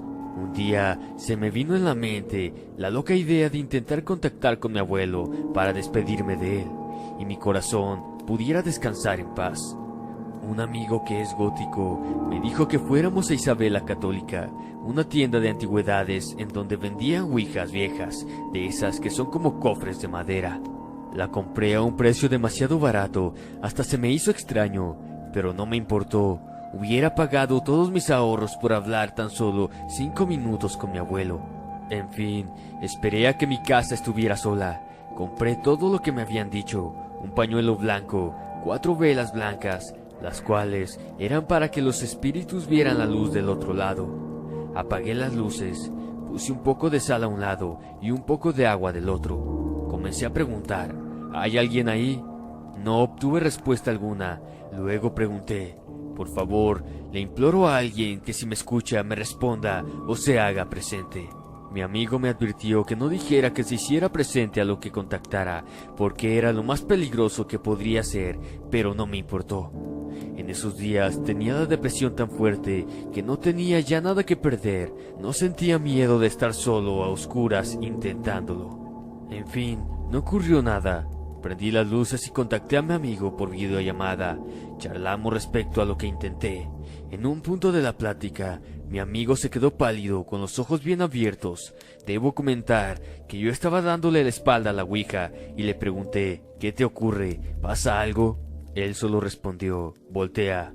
Y no sé por qué sentí un escalofrío de voltear, pero no me importó. Me hice el valiente y volteé a ver el tablero. El indicador se movía solo. Juro por Dios que se movía solo. Me quedé pasmado, pero me acerqué y solo le pregunté si me podía retirar y me indicó que sí. Ese día no sé por qué no sentí miedo y pude dormir como cualquier otro día normal. Al siguiente día fui a visitar a la madre de mi padre de sangre, que todos rumoreaban que ella sabía cosas de brujería. En fin, fui a visitar a mi abuela como acostumbro de vez en cuando, y ella me recibió con un fuerte abrazo, pero enseguida me soltó y me dijo, «Hijo, ¿qué traes en la mochila?». Le conté lo que quería hacer y le supliqué que me ayudara. Ella se negó en un principio, pero después me ayudó. Dijo que dejara la ouija un día y al otro día regresara, y así lo hice. Al día siguiente que regresé, ella me comentó que la ouija no es para contactar a un espíritu o a un demonio, sino que ellas simplemente capturan a un solo espíritu. Me indicó que el espíritu de mi tabla se llamaba María. Era una joven que habló con mi abuela por medio del indicador, y fue todo lo que me dijo. Ella me dijo que sabía cómo murió y en qué lugar y de dónde venía, pero eso me tocaba descubrirlo a mí poco a poco. Me enseñó a cómo concentrar mi energía para contactar con los espíritus. Me indicó que debido a que era un espíritu humano, podría preguntarle lo que fuera, claro, con el debido respeto que se le tiene a los muertos. Esa noche de nuevo tuve la casa sola. Mi madre, debo informar que también es policía y le tocó el turno nocturno. Ese día contacté con ella y efectivamente se llamaba María. Tenía 18 años cuando murió de una extraña enfermedad y era de aquí de la ciudad en su vida mortal. Jamás le hice preguntas como los típicos que las hacen, ¿cuándo moriré o qué pasará en mi futuro?, sino que quería conocer más sobre ella. Tengo 3 amigos solamente y jamás hablé con una chica, así que sonará algo tonto, pero quería que ella fuera mi amiga. Me empecé a obsesionar con el juego, a tal grado que podía moverla en cualquier parte del día, aun con la luz solar. Lo verdaderamente perturbador comenzó cuando un día, entre sueños, conocí a una chica del mismo nombre y edad que la chica de la ouija. Era preciosa, tengo que reconocerlo, era de piel blanca, de pelo negro, lacio, tenía pecas, dientes muy blancos y lo más lindo eran sus ojos. Uno era café y otro violeta o azul. Era lindo ese ojo. Todas las noches soñaba con ella y me decía cosas. Todo eso era tan lindo. Comenzaba a sentir felicidad. En fin, en el día hablaba con la tabla y en la noche hablaba con la chica de mis sueños. Un día mi exnovia regresó con su pareja y tuvieron el descaro de pedirme que fuera su amigo. Ella estaba embarazada y le pregunté cuántos meses tenía, a lo que respondió que tenía 5, pero apenas yo había terminado con ella hacía 3 meses antes. Estallé en cólera, adolorido y molesto los eché de mi casa, maldiciendo, diciendo que les deseaba lo peor y que ojalá perdieran al bebé. Se marcharon y me fui a dormir. Ese día la chica de mi sueño me dijo que estaba enojada, que ella no permitiría que me lastimaran así. Al otro día, mi amigo me marcó a mi casa como a las 7 de la mañana para indicarme que mi exnovia y su pareja se habían accidentado. Él había muerto y ella había perdido a su bebé. Me consideraba un monstruo, pero no me importó. Había algo que me hacía sentir raro. Un tiempo me molestaba, iba y hablaba con la ouija y no sé por qué, pero todo lo que pedía ocurría. Lo veía como una clase de don. Llegué a obsesionarme tanto que ya no comía, ya no me aseaba, solo jugaba con la tabla y dormía muy pocas veces. Me daban hemorragias nasales y mi madre decía que en las noches hablaba solo. Al siguiente día había tierra debajo de mi cama, pero no había ningún agujero. La gota que derramó el vaso fue cuando un amigo me dijo que una amiga suya quería conocerme. Me la presentó. Era una chica hermosa, se llama Juana. Me enamoré de ella en cuanto la vi y empecé a salir con ella. A los 3 meses aproximadamente pasó a ser mi novia, pero un día ella se desmayó de la nada y no podía despertar. Los médicos no sabían qué tenía y no sé por qué, pero le hablé a mi abuela para que fuera a verla. Ella, al verla, me jaló y me metió a un cuarto a solas. Me dijo que la misma chica que soñaba era esa de la ouija y que tal vez se había encariñado conmigo, pero que toda la energía negativa estaba en Juana, que la única forma en que ella se repusiera era deshaciéndome de la tabla. Corrí a casa, traté de volarla en pedazos, en cortarla, en quemarla, y no tenía ningún rasguño. Mi última opción fue que mi amigo me dijo que regalándola me podía deshacer de ella. Se la regalé a un conocido, pero al regresar de nuevo a casa, esta estaba en mi cajón. Asustado, fui a la iglesia. El padre me dijo que él no estaba calificado para estas cosas, pero conocía a un exorcista que sí. Me dio su dirección y fui a Tepito, a una iglesia de exorcistas. Fui y le dije que iba de parte del padre. No sé por qué, pero el exorcista solo me dijo que me pediría algo muy especial a cambio. Él no quería dinero, y no sé cómo supo que yo ya no tenía fe alguna en Dios. Solo quería eso a cambio, que recuperara mi fe en Él. Acepté y me dijo que volviera al día siguiente. Fui y él rompió la tabla como si fuera un papel. Juana despertó y todo acabó. Recuperé mi trabajo de policía y me casé con Juana. Espero que les haya gustado mi vivencia y puedas compartir a Inframundo para advertirles del peligro que corren al jugar con cosas desconocidas.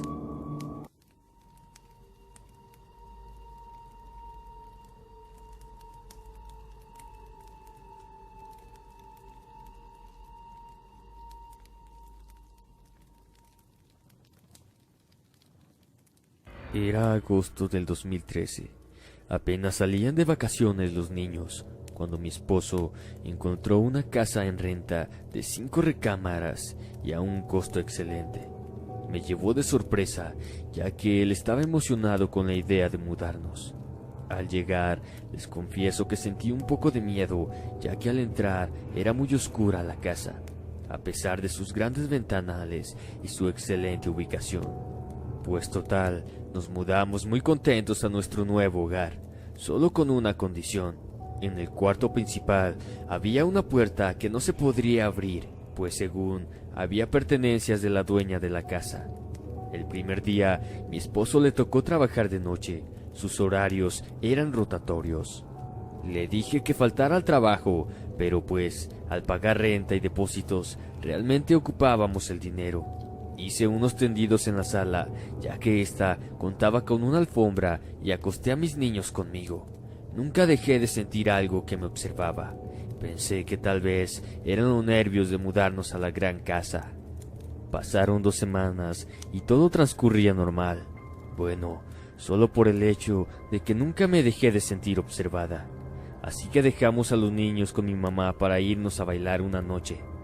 Al llegar a la casa, con unas copas de más, ya en la recámara principal, empezamos a acomodar la cama, cuando escuché el canto de una mujer, pero lo escuché a espaldas de mí. Sentí cómo respiraban en mi cuello, y al voltear, miré en la otra recámara a una mujer con ropa harapienta y una sonrisa espectral. Sentí tanto miedo que salí corriendo hacia la sala, y mi esposo detrás de mí. Pero él no miró nada, ni sintió nada, ni escuchó nada.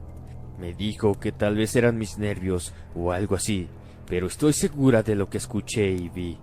Al día siguiente, pedí a mis suegros que prácticamente se mudaran conmigo, que los necesitaba para no estar sola, y así fue. Ellos se mudaron, pero esto no acabó aquí. Mi suegra me ayudaba mucho con la limpieza de la casa. Entre las dos nos ayudábamos. Pensé que tal vez sí fueron mis nervios el haber escuchado aquello esa noche, pero entonces todo se puso peor. Empezamos a ver cómo mi niño de tan solo 4 años y meses jugaba con algo o alguien que nosotros no alcanzábamos a ver, pero sí a sentir. Siempre sus carritos los dejaba acomodados en una pequeña repisa, y después amanecían en el baño o en otra parte de la casa. Yo sabía que eso no era normal y mi suegra empezó a cuestionarme y le confesé lo que ya había escuchado. A ella pareció no sorprenderle, pues me dijo algo que me heló la sangre. Ya he visto a la mujer que se aparece por la noche. Sentí que me echaban un balde de agua fría. No podía creer lo que escuchaba. Tenía miedo de la casa y de lo que la habitaba. Unos días después me acosté en la sala a esperar a mi esposo, pero cerré mis ojos y me quedé profundamente dormida. Fue entonces cuando escuché 3 golpes en la puerta principal. Unos golpes muy fuertes, pues yo me encontraba más dormida que despierta, y de pronto me levanté y abrí la puerta, pero no había nadie. No pensé en nada en ese momento, solo que la Peacock de mi esposo no estaba fuera. En ese momento escuché otros 3 golpes en la ventana y me dirigí a ella, dejando la puerta abierta, y dije, ya te abrí, pero de pronto vuelvo a escuchar que vuelven a tocar la puerta 3 veces más de nuevo. Regresé a la puerta y nuevamente le dije a lo que creí que era mi esposo, no estoy jugando, Fernando, vas a pasar o te quedas afuera. Al asomarme no vi a nadie. Total, entré y cerré la puerta. Me dirigí al sillón y prendí la televisión. En ese momento pensé, ¿quién tocó la puerta si son las malditas 3 de la madrugada? Muerta de miedo, me tapé hasta la cabeza y como a la hora llegó mi esposo. Le platiqué lo que había pasado y como era de esperarse, no me creyó lo sucedido. Entonces a la mañana siguiente hablé con la dueña de la casa para que me dijera la verdad, que si ahí espantaban, y me dijo que no me preocupara, que la casa era vieja y que la madera hacía ruidos. Le dije lo que había pasado y lo que habíamos visto. Ella suspiró y me dijo, 1 mes antes de que ustedes llegaran, mi mamá murió en el sillón de la sala y sus cenizas están detrás de la puerta que no se podía abrir. También están las cenizas de mi hermana. Me quedé helada y aún con más miedo, pero me acostumbré a eso, a escuchar cosas que se caían en la casa, escuchar risas, llantos, pasos, también cómo se abrían las puertas de la nada, al igual que escuchar gritos de mujer bastante aterradores. Total, no teníamos dinero para mudarnos y solo nos quedó acostumbrarnos a eso. Hasta mi esposo, que no creía en un principio, ya escuchaba lo mismo que yo.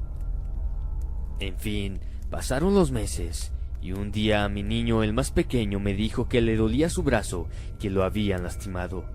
Llamé a los niños más grandes y les dije que quién había lastimado al niño, pues me contestaron con una negativa, y les dije entonces que qué había pasado, a lo que me contestó mi hijo mayor. Mamá, ¿que no te has dado cuenta de que aquí hay fantasmas? Le dije, ¿tú ya los viste? Y me respondió, sí, mamá. En mi cuarto veo una sombra negra que rechina sus dientes y a veces veo sus ojos brillantes mirándome.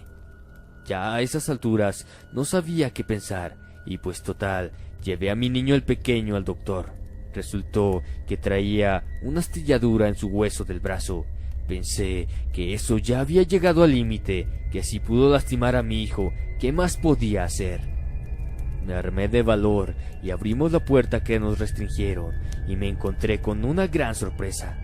Además de 2 urnas, había muchas figuras de santos, mucha brujería, para ser exacto, 2 ouijas, ropa muy elegante, símbolos pintados, espejos hexagonales, monedas raras, amuletos, libros de magia negra y blanca, y de cómo invocar a demonios, y muchas hojas de periódicos y folders.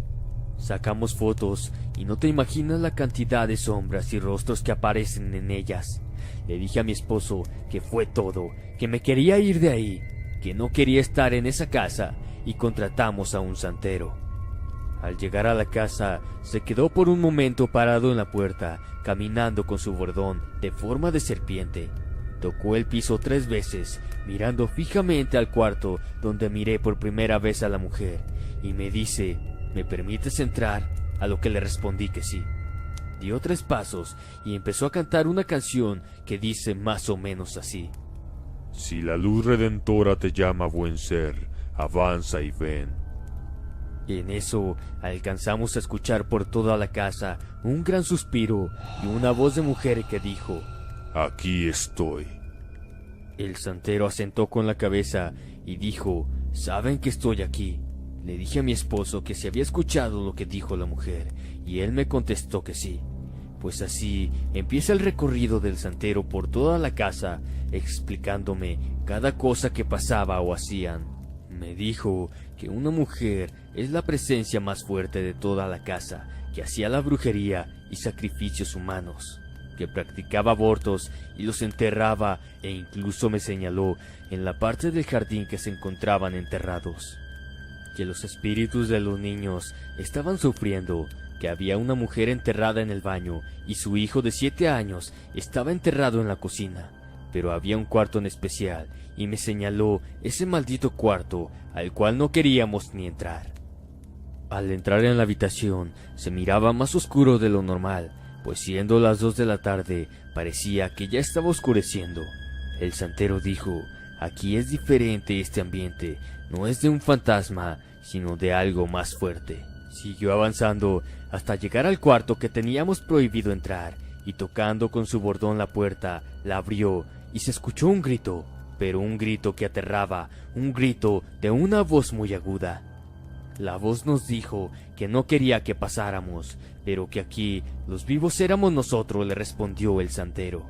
Entramos y nos explicó que cada cosa que había en ese lugar era un cementerio de rituales, que muchos espíritus estaban esperando encontrar la luz, que él les podía dar la luz, pero que debíamos salirnos de vivir en esa casa, y así fue que el santero les empezó a dar luz a cada uno de los espíritus.